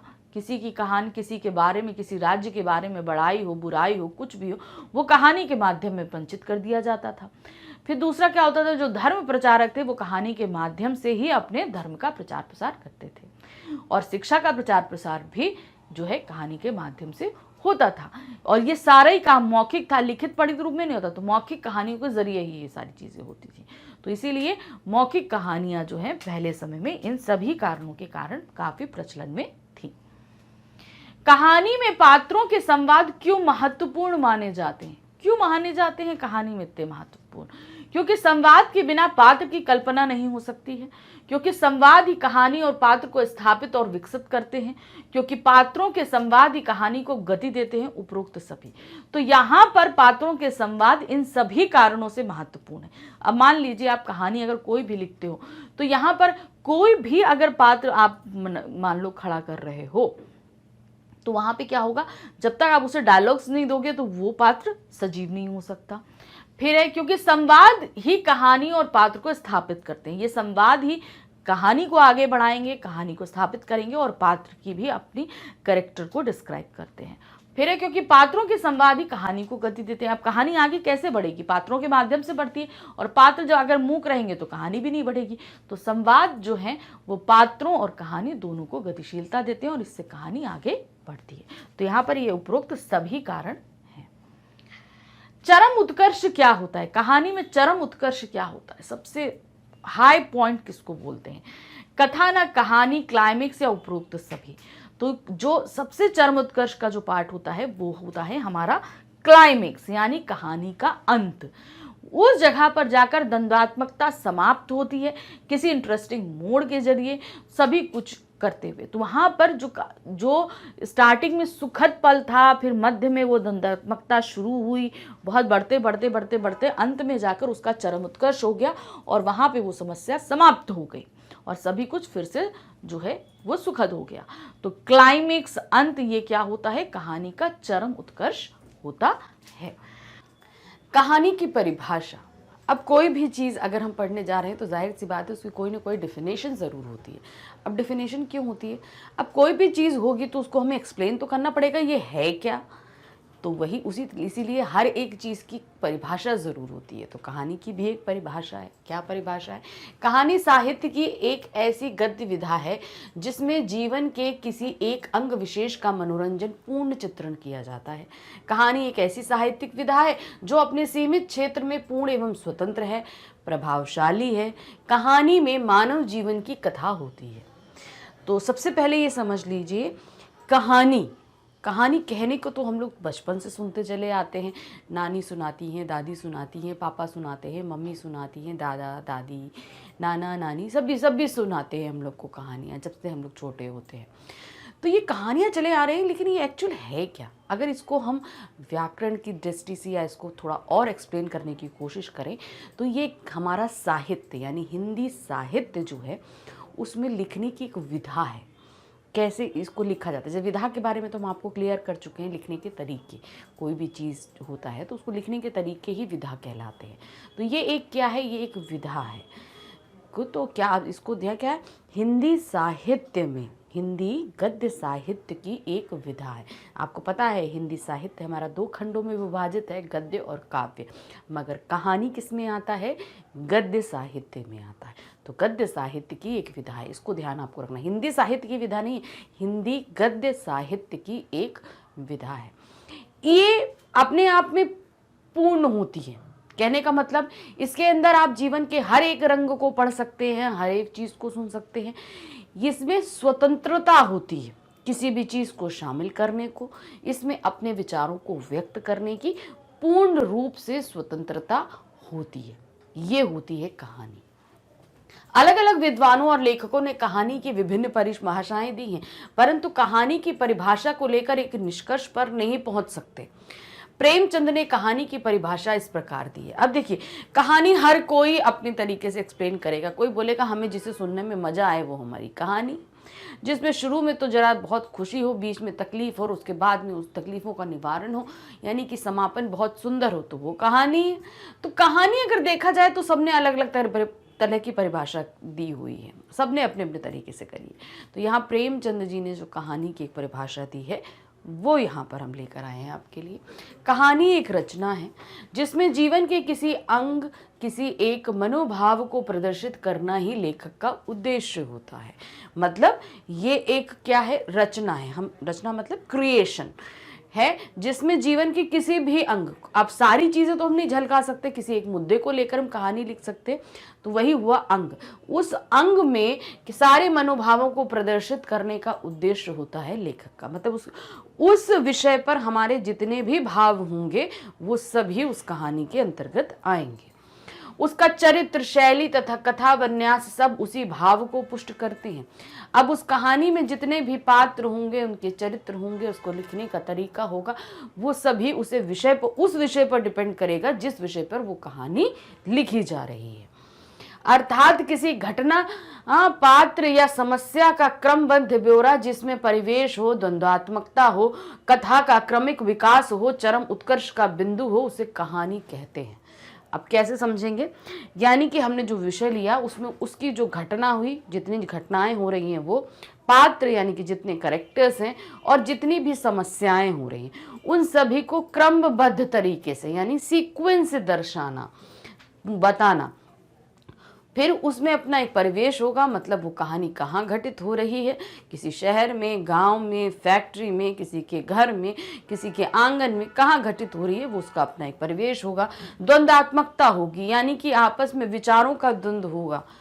ठीक है, अब एक्चुअली द्वंद्व का मतलब यहाँ हाथापाई से नहीं है, कहने का मतलब है विचारों का द्वंद्व चलेगा, आपकी चीज़ें, भावनाओं का द्वंद्व चलेगा, आपस में विरोध होगा। कथा का क्रमिक विकास होगा, यानी कि धीरे धीरे कथा जो है वो बढ़ेगी। पहले जहाँ से शुरू हो रही है उससे धीरे धीरे वो बढ़ती जाएगी। बढ़ते बढ़ते वो चरम बिंदु पे पहुँचेगी जहाँ पर समस्याओं का उत्कर्ष होगा और बाद में उन समस्याओं का निवारण होगा और कहानी का सुखमय समापन होगा। तो ये होती है कहानी, इसको बोलते हैं कहानी। तो ये कहानी के अंदर सभी कुछ आता है जो हम अपने जीवन में अगर हम देखें तो बहुत सी चीज़ें होती हैं। आप किसी भी एक चीज़ में अपने जीवन में देखिएगा तो वो सारी चीज़ें घटित होती हैं, उसी को यहाँ क्रमबद्ध तरीके से दर्शाना ही कहानी होता है। कहानी के तत्व, कहानी लिखी जा रही है तो उसके कुछ तत्व भी होंगे, अब वो तत्व क्या है? कथानक या कथा वस्तु, यानी कहानी लिखने से पहले उसके अंदर तरह तरह की घटनाएं सबको समावेश करने से पहले हमें उसका एक छोटा सा खाका तैयार करना पड़ता है। जैसे हम बोलते हैं ना कि अगर आप एक ज़मीन लेते हो, मान लीजिए कोई भी एक प्लॉट लिया गया, कुछ लिया गया, अब उसमें हमें घर बनाना है, तो घर बनाने से पहले हम ये तो सोचेंगे ना कि हमें उसमें कितने कमरे बनाने हैं, कितने हम वॉशरूम बनाएंगे, स्टोर रूम बनाएंगे कि नहीं बनाएंगे, गार्डन का एरिया छोड़ेंगे कि नहीं छोड़ेंगे, जो कुछ भी है, कार पार्किंग रहेगी कि नहीं रहेगी। तो उससे पहले हमें उसके अंदर उन सब की डिज़ाइन करने से पहले हमें ये सब चीज़ें दिमाग में बैठानी पड़ती हैं कि हमें उस मकान के अंदर चाहिए क्या क्या, है ना। तो उसी तरीके से जब हम कहानी के अंदर डायलॉग्स डालें, घटनाएं डालें, उससे पहले हमें कहानी का एक खाका तैयार करना पड़ता है कि उस कहानी में घटने क्या वाला है, हम किस विषय पे उसको लिख रहे हैं और उसमें क्या क्या चीज़ें घटित होंगी। तो यहाँ क्या है, ये कहानी का पहला और सर्वप्रथम तत्व है। कहानी में आरंभ से अंत तक जो कुछ कहा जाए उसे कथानक या कथा वस्तु कहते हैं, यानी शुरू से लेकर आखिर तक जो कुछ भी कहा जाएगा, कहानी में घटित होने वाली घटनाएं ही उसका कथानक होता है। ये कहानी का मूलाधार होता है। इसे आरंभ, मध्य और अंत तीनों भागों में विभाजित किया जाता है। तो समझ गए आप कि मतलब एक तरीके से हम कहानी को शॉर्ट रूप में सामने सोचते हैं, उसमें हम कैसे आरंभ कर रहे हैं, बीच में क्या होगा, अंत क्या होगा, सभी कुछ कथानक के अंदर सब कुछ आ जाता है। फिर आते हैं पात्र योजना अथवा चरित्र चित्रण। अब कहानी लिख रहे हैं हम तो उनके अंदर कुछ पात्र भी होंगे, जाहिर सी बात है, कैरेक्टर्स खड़े करेंगे तभी तो उनके जरिए हम कहानी को सुनाएंगे, तो उनका भी अपना एक चरित्र होगा। ये कहानी का दूसरा प्रमुख तत्व है। कहानी में पात्र योजना कथानक के अनुरूप होना चाहिए। कहानी में नायक और नायिका दो प्रमुख पात्र होते हैं, अन्य इनके सहायक पात्र होते हैं। पात्रों के द्वारा ही लेखक अपना उद्देश्य स्पष्ट करता है और समाज को संदेश देता है। तो अब यहाँ पर क्या है कि जितनी कोई भी कहानी होगी तो जाहिर सी बात है कि उसमें एक हीरो होगा, एक हीरोइन होगी और उसी के इर्द गिर्द कहानी घूमेगी। जरूरी नहीं है कि उसमें हीरो बहुत ही बलशाली हो, जो भी हो, कहानी किसी एक बुजुर्ग व्यक्ति पे भी हो सकती है, तो वो भी कहानी का नायक ही होगा। तो यहाँ पर हर जो भी कहानी होगी उसमें अपना एक नायक नायिका होती है, उसके आसपास जितने कैरेक्टर होते हैं वो सहायक पात्र होते हैं और कहानी इन सभी के इर्द गिर्द घूमती है। तीसरा तत्व है संवाद योजना अथवा कथोपकथन। अब जब हम कैरेक्टर्स दे रहे हैं तो जाहिर सी बात है वो कुछ बोलेंगे, तो वो क्या कहलाएगा, हमारा संवाद। उनको हम कुछ जो संवाद दे, जो बातें कहने के लिए देंगे, तो वही आपस में क्या कहलाता है, संवाद कहलाता है। संवाद का शाब्दिक अर्थ है परस्पर बातचीत। कहानी में पात्रों के बीच हुई परस्पर बातचीत को संवाद अथवा कथोपकथन कहते हैं। यह कहानी का तीसरा प्रमुख तत्व होता है। संवाद पात्रों के चरित्र का उद्घाटन करते हैं तथा कहानी का विकास करते हैं। इसलिए संवाद योजना सहज, सरल, स्वाभाविक तथा पात्रानुकूल होनी चाहिए। तो आपको हमने संवाद बताया, यानी कि जो कैरेक्टर आपस में बात करते हैं वो संवाद होते हैं, लेकिन जो भी हम संवाद दें उनको वो सरल हों, सहज हों और उनकी भाषा इजी होनी चाहिए। क्यों? क्योंकि अगर वो बोलेंगे क्लिष्ट भाषा में तो सामने वाला जो पढ़ रहा है उसको समझ में नहीं आएगा। और दूसरा जो कैरेक्टर है, अब मान लीजिए अगर नायक का कैरेक्टर है तो उसके नायक के कैरेक्टर के अनुसार ही उसके डायलॉग्स होने चाहिए। ऐसा नहीं कि भाई वो नायक है और उसको जितने भी संवाद दिए गए वो सब कैसे एक विलेन के दे दिए गए, इट्स नॉट राइट। तो उस जगह पर हमें जब भी हम संवाद दें तो हमें यह ध्यान रखना पड़ता है कि वो पात्र के अनुकूल ही कार्य करें। चौथा तत्व है हमारे पास में देश काल और वातावरण। देश काल और वातावरण मतलब कहानी किस समय लिखी जा रही है, बहुत ध्यान रखने की बात होती है। अगर वो ग्रामीण परिवेश में है या शहरी परिवेश में है या किसी भी क्या कहते हैं विदेश में है या किसी जहाज या नाव में बैठे व्यक्तियों के बीच में हो रही है, बाढ़ में फंसे लोगों के बीच की कहानी है, तो जो कुछ भी है तो हमें उस देश काल वातावरण को बहुत ही ध्यान में रखकर सारे संवादों को देना पड़ता है। तो यहाँ क्या दिया, ये कहानी का चौथा प्रमुख तत्व होता है देश काल और वातावरण से पर्याप्त परिस्थितियां और समय से। इनके द्वारा कहानी में घटित घटनाओं की परिस्थितियों तथा वातावरण का बोध होता है। कहानी में देश काल वातावरण कथानक के अनुरूप होना चाहिए तथा घटनाओं में समन्वय होना चाहिए। तो जैसे हमने आपको बताया कि जिस भी परिवेश में वो कहानी लिखी जा रही है, आसपास के वातावरण में, और जो भी चीज़ें जहाँ घटित हो रही हैं, हमें हमेशा उन पात्रों को उसी के हिसाब से संवादों को देना है। ये सब चीज़ें हमें ध्यान रखनी पड़ती है। पांचवा है उद्देश्य। अब कोई भी काम करते हैं तो हमारा एक उद्देश्य होता है। आप घर से अगर निकल रहे हैं तो आपका डेस्टिनेशन, आपको पता है कि आप कहाँ जा रहे हो। आप स्कूल जा रहे हो, आप कहीं घूमने जा रहे हो, मार्केटिंग करने जा रहे हो, तो घर से निकलने का भी कोई उद्देश्य, यानी कि हर एक काम का भी उद्देश्य होता है। सुबह आप अगर उठते हो तो आप पूरे दिन भर की दिनचर्या को सोचते हैं कि हम आज ये काम करेंगे, तो उस दिन का आपका उद्देश्य ये होता है। तो ये चीज़ें, स्कूल पहुंचते हैं तो हाँ भाई, आज पूरे दिन हमें ये सारे पीरियड्स लगेंगे, हमें ये सारी चीज़ें बुक्स रख के लेके जानी है, सब है। तो आप स्कूल पहुंचने का हमारा उद्देश्य होता है पढ़ाई करना, नॉलेज लेना। तो इसी तरह हर काम का अपना उद्देश्य होता है, तो उसी तरह कहानी का भी अपना एक उद्देश्य होता है कि आखिर कहानी क्यों लिखी जा रही है। ये कहानी का पांचवा प्रमुख तत्व है, साहित्य में कोई भी रचना निरुद्देश्य नहीं होती। कोई भी रचना आप साहित्य में करिए बिना किसी उद्देश्य के नहीं होगी। प्रत्येक रचना का अपना कोई ना कोई उद्देश्य अवश्य होता है। इस प्रकार कहानी भी एक उद्देश्यपूर्ण रचना है। कहानी में लेखक अपने पात्रों के माध्यम से अपना उद्देश्य स्पष्ट करता है। कोई भी कहानी है, कुछ भी है। अब जैसे हम ले लेंगे, हम लोगों ने अब बहुत सारा साहित्य पढ़ा है।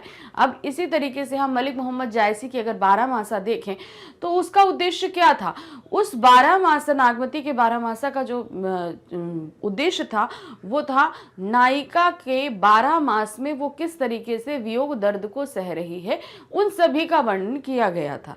तो उस 12मासा का क्या उद्देश्य था? वियोग वर्णन करना, 12 मासों में नायिका के वियोग का वर्णन करना। तो उसी तरह जो कोई भी कहानी लिखी जाए, कोई भी कृति लिखी जाए, सबका अपना एक उद्देश्य होता है। जैसे हम लोगों ने प्रेमचंद की गोदान पढ़ी है, तो गोदान का भी अपना एक उद्देश्य है। तो हर कहानी का अपना एक उद्देश्य होता है।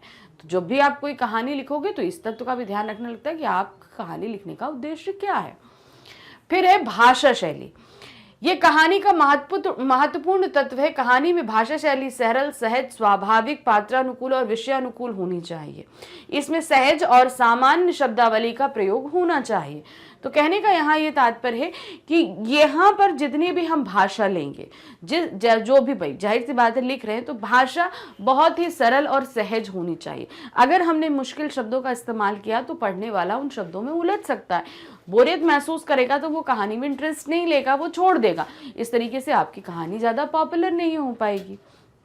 तो ये आपको ध्यान रखना पड़ता है कि भाषा शैली सरल और सहज होनी चाहिए, क्योंकि उस कहानी को पढ़ने वाला वर्ग जो है वो सभी वर्ग, जरूरी नहीं है कि बहुत ही बुद्धिमान वर्ग ही, सिर्फ पढ़ा लिखा वर्ग ही उस कहानी को पढ़ेगा। जो कम पढ़ा लिखा है वो भी कहानी को पढ़ेगा। तो इसलिए शब्दों का चयन बहुत सावधानी पूर्वक हमको करना होता है। कहानी की भाषा शैली हमने अभी देखी, क्या है? शैली सरल, सहज, स्वाभाविक, पात्रानुकूल, विषयानुकूल, प्रसंगानुकूल होनी चाहिए। तो जो भी संवाद दिए जा रहे हैं वो पात्र के अनुकूल हो, विषय के अनुकूल हो, वातावरण के अनुकूल हो, सरल हो, सहज हो, इन सभी चीज़ों का ध्यान रखना पड़ता है। अब है कहानी का हमारे जीवन से क्या संबंध है। हम कहानी लिख तो रहे हैं, अब ज़रूरी नहीं है कि हर कोई व्यक्ति कहानी लिखता है। अगर आप ध्यान से देखें ना, तो आपने भी बचपन में बहुत सारी कहानियाँ बनाई हैं और लिखी हैं।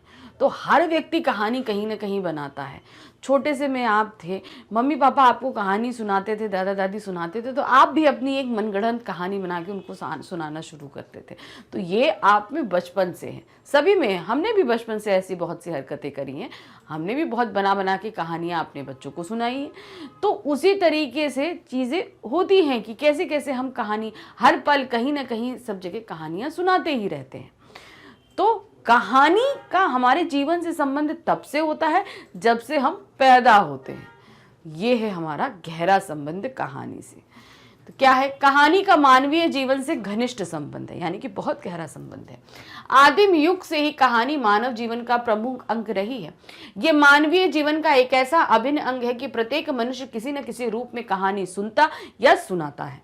विचारों का आदान प्रदान इस संसार का एक अनूठा नियम है। इसीलिए इस संसार में प्रत्येक मनुष्य में अपने अनुभव बांटने और दूसरों के अनुभव जानने की ये प्राकृतिक इच्छा होती है। यहाँ प्रत्येक मनुष्य अपने विचारों, अनुभवों और वस्तुओं का आदान प्रदान करता है। हम अपनी बातें किसी को सुनाना और दूसरों से की सुनना चाहते हैं। इसीलिए यह सत्य है कि संसार में प्रत्येक मनुष्य में कहानी लिखने की मूल भावना होती है। यह दूसरा सत्य है कि कुछ लोगों ने इस भावना का विकास हो जाता है और कुछ इसे विकसित करने में समर्थ नहीं होते। इस प्रकार हम कह सकते हैं कि कहानी का मानवीय जीवन में अटूट संबंध है। तो अब हमने आपको बताया कि कहानी हम बचपन से करते हैं। अब ये सिर्फ हम नहीं करते आते रहे, आदिम युग से, यानी कि जब से मनुष्य आया अस्तित्व में तब से उसने कहानियां करी। हम अपनी बातों को बोलना चाहते हैं तो भी कहानी के जरिए कहते हैं, दूसरों के अगर सुनते हैं तो वो भी कहानी के जरिए सुनते हैं। तो कहानी कहीं ना कहीं हमारे जीवन में बहुत ही अच्छे से रची और बसी हुई है। तो ये कहानी में कभी कभी ये स्किल होता है, किसी किसी में बहुत ज़्यादा डेवलप हो जाता है तो वो सब लेखक बन जाते हैं, तरह तरह की कहानियाँ लिखने लगते हैं। और कुछ में अगर ये स्किल डेवलप नहीं होता तो वो सिर्फ छोटी छोटी कहानियाँ अपने रोज़मर्रा के जीवन में सुनना और सुनाना पसंद करते हैं। तो ये इस तरीके का बहुत ही घनिष्ठ संबंध कहानी का हमारे जीवन से होता है। अब एक कहानी की ऐतिहासिक पृष्ठभूमि। अब कब से कहानी आई, इतिहास क्या है इस कहानी का? भाई कोई भी चीज़ है तो उसका अपना एक इतिहास होता है। अगर हम भाई ये पेन उठाएं तो पेन का भी अपना एक कोई इतिहास होगा। ये कब बना, कब हमने इसे परचेज किया, और कब से हमने इसको इस्तेमाल किया, तो कैसा लिख रहा है, तो अपना इसका एक इतिहास है ना। हर एक चीज़ का अपना एक इतिहास होता है। जहाँ से जन्म हुआ उस चीज़ का, जिस वस्तु का, वहीं से उसका इतिहास बनना शुरू हो जाता है। तो अब इस कहानी का इतिहास क्या है? ऐतिहासिक पृष्ठभूमि यानी इतिहास क्या है इसका? कहानी का इतिहास उतना ही पुराना है जितना मानवीय इतिहास। हमने बोला ना, जब से मानव अस्तित्व में आया तब से ही कहानी अस्तित्व में आ गई। यानी कि हम मनुष्य इस पृथ्वी पर जब से अस्तित्व में आए तब से ही कहानी भी आ गई। तो हमारा जितना इतिहास पुराना है उतना ही कहानी का भी इतिहास है, क्योंकि कहानी मानवीय स्वभाव और प्रकृति का अटूट हिस्सा है। कहानी सुनने और सुनाने की प्रवृत्ति मनुष्य में आदिम युग से है। जैसे जैसे मानवीय सभ्यता का विकास होता गया वैसे वैसे कहानी की आदिम कला का विकास होता रहा। कथावाचक कहानियां सुनाते गए और श्रोता उनकी कहानियां सुनते गए।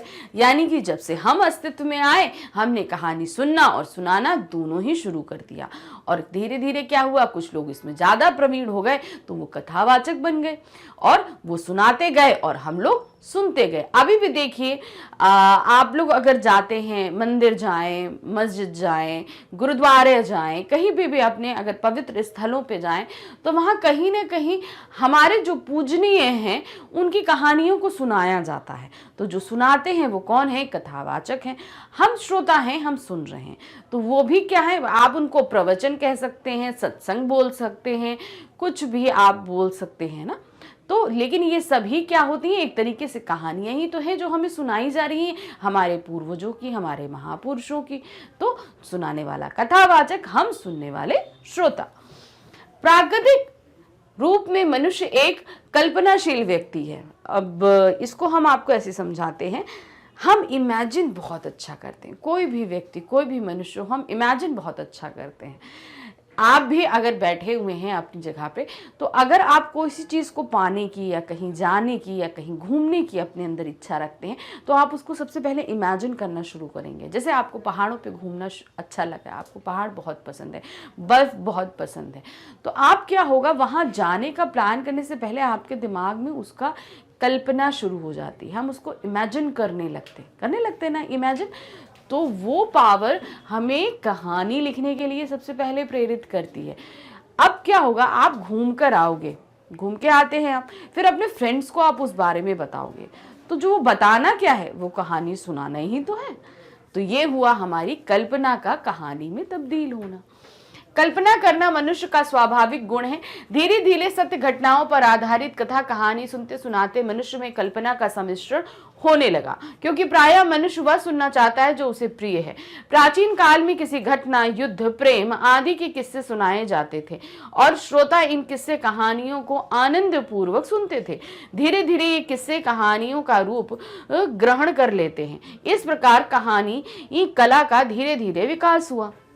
अब देखिए, हर इंसान को अलग अलग चीज़ों में रुचि होती है। कोई भाई युद्ध के बारे में सुनना चाहता है, कोई प्रेम के बारे में सुनना चाहता है। अब जैसे हम लोगों ने सुना है ना चंद्रकांता, तो चंद्रकांता जो बुक है तो वो क्या है, वो है तो एक कल्पना पे आधारित, कोई सत्य तो नहीं है ना। तो इसी तरीके से बहुत सी चीज़ें हैं जो सत्य पे है और कुछ चीज़ें कल्पनाओं पर आधारित हैं। हमें जो विषय अच्छा लगता है उसे हम पढ़ते हैं, सुनते हैं, चाहे वो सत्य हो चाहे कल्पना हो। तो पहले क्या होता था कि पहले जब कथावाचक होते थे पुराने समय में, तो सत्य घटनाओं को सुनाया जाता था।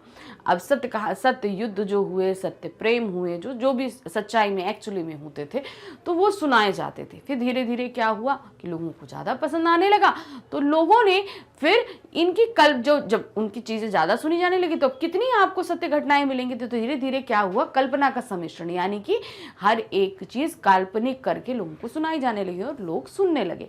तो इस तरीके से सत्य घटनाएं और काल्पनिक दोनों ही तरह की कहानियां बनने लगी। प्राचीन काल में मौखिक कहानी की लोकप्रियता। पहले क्या होता था, प्राचीन काल में, बहुत पहले समय में मौखिक कहानियां ज्यादा सुनी जाती थी, लिखित इतनी नहीं होती थी। जैसे आजकल है लिखित है, हम लोग पढ़ लेते हैं सब कुछ, भाई इंटरनेट है, बुक्स हैं, सब जगह हम पढ़ लेते हैं, लेकिन मौखिक हमें ज़्यादा सुनने को नहीं मिलती हैं, ये ध्यान दीजिएगा। लेकिन प्राचीन काल में मौखिक का ही सबसे ज़्यादा प्रचलन था। क्योंकि भाई पहले क्या होता था, लोग ज़्यादा पढ़े लिखे नहीं होते तो ज़्यादा बुक्स नहीं इस्तेमाल होती थी, लोगों के भाई इतने गैजेट थोड़े ना थे पहले। तो क्या होता था, मौखिक कहानी, कथावाचक घूम घूम के कहानियाँ सुनाया करते थे, तो उनकी बहुत लोकप्रियता थी। अब इस लोकप्रियता का क्या कारण था कि मौखिक कहानियाँ बहुत प्रसिद्ध थी। तो क्या है, प्राचीन काल में मौखिक कहानी की लोकप्रियता के कई कारण थे जो इस प्रकार हैं। प्राचीन काल में संचार के माध्यमों की कमी थी, इसलिए मौखिक कहानी ही संचार का सबसे बड़ा माध्यम थी। मतलब कम्युनिकेट करना जो है एक दूसरे से, वो सब चीज़ों का जरिया नहीं था, तो इसलिए कहानी के माध्यम से कम्युनिकेशन किया जाता था। प्राचीन काल में मौखिक कहानी धर्म प्रचारकों और संतों के सिद्धांतों और विचारों को लोगों तक पहुंचाने का माध्यम था। धार्मिक प्रचार के लिए भी मौखिक कहानियों का इस्तेमाल किया जाता था। मौखिक कहानी ही समाज में शिक्षा का प्रसार भी करती थी। जहां आपको संचार का माध्यम है, धर्म प्रचार का है, उसी तरह शिक्षा का भी माध्यम ये कहानियां ही हुआ करती थी। कहानी के माध्यम से लोगों को तरह तरह की नैतिक शिक्षाएं दी जाती थी। प्राचीन काल में मौखिक कहानी ही मनोरंजन का भी प्रमुख साधन थी। भाई पहले एंटरटेनमेंट के भी तो कोई इतने नहीं होते थे, भाई युद्ध कर लिया, धनुष बाण चला लिया, तलवारबाजी खेल ली, तो उसी तरीके से जो मनोरंजन के जो साधन थे, एंटरटेनमेंट के जो चीज़ें होती थी वो बहुत कम होती थी। तो इन कम चीज़ों में, बहुत ही कम चीज़ों में कहानी भी एक थी, यानी कि कहानी को सुनना, मौखिक कहानी को सुनना भी मनोरंजन का एक साधन हुआ करती थी। तो ये चैप्टर हमने यहाँ पर आपको पूरा समझाया कि कैसे लिखें कहानी। अब इसी चैप्टर से रिलेटेड कुछ क्वेश्चंस हैं हमारे सामने। पहला प्रश्न है, कहानी लेखन में कथानक के पात्रों का संबंध स्पष्ट कीजिए। अब कहानी में जो हम कथानक लिखते हैं, वहाँ पर उनके पात्रों का संबंध हम कैसे बैठाते हैं, क्या होता है, हमको ये समझाना है। तो यहाँ क्या दिया है, देश, काल, स्थान, परिवेश के बाद कथानक के पात्रों पर विचार करना चाहिए। कहने का मतलब है, हम जो कथानक, हमने आपको बताया ना, एक ढांचा तैयार करना कथानक कहलाता है। तो हम कथानक में पात्रों को बाद में लेकर आते, पहले हमें ये डिसाइड करना होता है कि ये किस परिवेश में कहानी लिखी जा रही है, यानी हमारा कहानी का मेन मोटिव क्या है। तो हम क्या है, स्थान, किस जगह घट रही है, कैसे देश में है, और इसका परिवेश क्या है। पहले जब हम ये डिसाइड कर लेते हैं, तब हम कथानक के साथ पात्रों को लेते हैं, तब हम कैरेक्टर लेते हैं। सबसे पहले तो जो भी कहानी हमने दिमाग में सोची है, मान लीजिए हम एक नदी की कहानी सुना रहे हैं, ठीक है, तो अब नदी अपनी कहानी अगर सुनाएगी तो जाहिर सी बात है कि उसमें जितने लोग हैं उनके माध्यम से वो सुनाना शुरू करेगी। अब कहानी कहाँ से शुरू होगी, नदी कहाँ से शुरू होती है, पहाड़ों से शुरू होती है, ठीक है ना। पहाड़ों से नीचे उतरते हुए मैदानी इलाकों में आती है, फिर समुद्र में जाकर मिल जाती है। तो जाहिर सी कहाँ से शुरू हुई, वो पहाड़ों से शुरू हुई। तो हम पहाड़ी परिवेश से कहानी को शुरू करेंगे, उसी के हिसाब से हम पात्रों को डालेंगे। भाई नदी जब बहेगी तो उनके आसपास रहने वाले लोग हमारे क्या हो जाएंगे, पात्र हो जाएंगे। अब उसके आगे क्या है, हर पात्र का अपना स्वरूप, स्वभाव और उद्देश्य होता है। कहानी में वह विकसित भी होता है और अपना स्वरूप भी बदलता है। कहानीकार के सामने पात्रों के स्वरूप का अध्ययन करना कहानी का एक महत्वपूर्ण और बुनियादी शर्त है। इससे स्पष्ट होता है कि उतनी ही आसानी से पात्रों का चरित्र करने और उनके संवाद लिखने में होगी। इसके अंतर्गत पात्रों के अंत संबंध पर भी विचार किया जाना चाहिए। कौन से पात्र की किस किस परिस्थिति में क्या प्रक्रिया होगी यह भी कहानीकार को पता होना चाहिए। अब जो भी हम कहानी लिखेंगे उसमें हम जितने कैरेक्टर डालेंगे उन सभी का अपना एक चरित्र होगा। कोई बहुत ही शांत होगा, कोई बहुत हंसमुख होगा, कोई चंचल होगा, कोई बहुत ही उग्र गुस्से वाला होगा। तो हर अपने आदमी का, हर इंसान, जितने भी पात्र उसके अंदर रह रहे हैं उन सभी का अपना अपना स्वभाव होगा और उन्हीं स्वभावों के अनुसार उनको संवाद दिए जाएंगे। अब ये तो हमने दिया अलग अलग जितने पात्र हैं, अब जितने भी पात्र हैं उनका आपस में संबंध कैसा है, हर घटना पे उनकी प्रतिक्रियाएं कैसी हैं, सबकी प्रतिक्रियाएं अलग अलग होंगी। तो यही सब कहानी के पात्रों के बीच के अंदर के द्वंद्व रहते हैं जो लिखे जाते हैं और यही कथानक से पात्रों का संबंध भी रहता है। प्रश्न संख्या 2 है, कहानी की परिभाषा स्पष्ट कीजिए। कहानी की परिभाषा हमने जैसे कि इस वीडियो के शुरू में ही स्पष्ट करी थी, आप उसी को लिखेंगे। कहानी साहित्य की एक ऐसी गद्य विधा है जिसमें जीवन के किसी एक अंग विशेष का मनोरंजन पूर्ण चित्रण किया जाता है। कहानी ऐसी साहित्यिक विधा है जो अपने सीमित क्षेत्र में पूर्ण एवं स्वतंत्र और प्रभावशाली है। कहानी में मानव जीवन की कथा होती है। तो इस तरीके से आप कहानी की परिभाषा को स्पष्ट करेंगे। प्रश्न संख्या हमारे पास 3 है। क्या देश, काल और वातावरण का कहानी लेखन में किस प्रकार आवश्यक है। तो यहाँ पर क्या किया, देश, काल और वातावरण तो बहुत ही आवश्यक है भाई। किस परिवेश में, किस वातावरण में कहानी घटित हो रही है ये बहुत इंपॉर्टेंट होता है। तो क्या है, देश, काल और वातावरण कहानी का एक महत्वपूर्ण तत्व होता है। इसका कथानक से सीधा संबंध होता है। जब कहानीकार कहानी के कथानक का स्वरूप बना लेता है तब वह कथानक को देश, काल और वातावरण के साथ जोड़ता है। देश, काल और वातावरण कहानी को प्रमाणित और रोचक बनाने में बहुत आवश्यक है। कहानी लेखन में पात्र, प्रत्येक घटना और पात्र का समस्या का अपना देश, काल और वातावरण होता है। यदि कथानक की घटनाएं देश, काल और वातावरण से मेल नहीं खाती तो वो कहानी असफल सिद्ध होती है। इसीलिए कहानीकार जिस परिवेश में भी कहानी के कथानक को जोड़ना चाहता है उसे उस परिवेश की पूरी जानकारी होनी चाहिए। इसीलिए हम कह सकते हैं कि देश, काल और वातावरण का कहानी लेखन में महत्वपूर्ण योगदान है। तो अब क्या है, जो ये कहानी जो लिखी जाती है, जाहिर सी बात है कथानक के साथ ही कथानक, अब जो हमने कहानी का मेन उद्देश्य अगर चुन लिया है तो तुरंत ही हमें किस देश में, किस परिवेश में हम उस कहानी को लिख रहे हैं ये बहुत इंपॉर्टेंट होता है। उसके बाद हम पात्रों को डिसाइड करते हैं, पात्रों के अंतर्द्वंद को डिसाइड करते हैं। इसलिए किसी भी कहानी में देश, काल और वातावरण बहुत इंपॉर्टेंट होता है। तो इस तरीके से हमने इस पार्ट के जो है क्विक रिविजन को कंप्लीट किया। हम इस चैप्टर के डिटेल एक्सप्लेनेशन और एनसीईआरटी सॉल्यूशंस पहले भी करा चुके हैं तो उन्हें आप ज़रूर देखिएगा, उसके बाद ही क्विक रिवीजन करिएगा। ये जो क्विक रिवीजन हम आपको कराए जा रहे हैं, वन शॉट रिवीजन, ये सिर्फ आपके लिए हिंदी में ही अवेलेबल नहीं है, ये आपके सभी सब्जेक्ट्स में अवेलेबल है।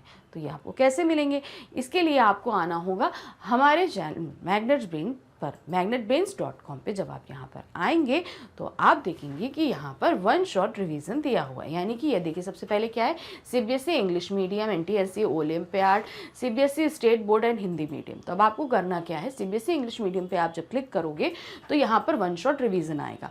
आप वन शॉट रिवीजन को जैसे ही क्लिक करेंगे आपके सामने वो सभी क्लासेस आएंगी जिनमें वन शॉट रिवीजन अवेलेबल है। 7th, 8th, 9th, 10th, 11th, 12th। तो आप में क्लास 12th में आपको करना है, यहाँ पर क्लास 12th में जहाँ वॉच नाउ इसे क्लिक करेंगे। आप जैसे ही क्लिक करेंगे आपके सामने क्लास 12th के सभी सब्जेक्ट्स आ जाएंगे, आप देख रहे हैं यहाँ पर, और उसी तरीके से और भी सब्जेक्ट्स हैं आपके सारे। तो अब आपकी किसी भी सब्जेक्ट में, अगर आपके जिस भी सब्जेक्ट में आपका एग्जाम होने वाला है, सपोज जैसे हिंदी में होगा तो आप हिंदी के full chapter one shot revision को आप क्लिक करेंगे। जैसे ही आप क्लिक करेंगे आपके सामने क्या होगा, जो है वीडियो स्टार्ट हो जाएगा। ठीक है, कहने का मतलब वो सारे चैप्टर्स आ जाएंगे जो हमने अभी तक पढ़ाए हैं। फिर जो भी आपके चैप्टर्स आ रहे हैं आपके किसमें, एग्जाम्स में, टेस्ट में, तो आपको खाली वो चैप्टर क्लिक करना है। क्लिक करते ही आपका जो है वीडियो स्टार्ट हो जाएगा। वीडियो देखिए, ठीक है, और साथ ही हमारे चैनल को लाइक, सब्सक्राइब और शेयर करना बिल्कुल नहीं भूलिएगा। Thank you for watching, bye bye.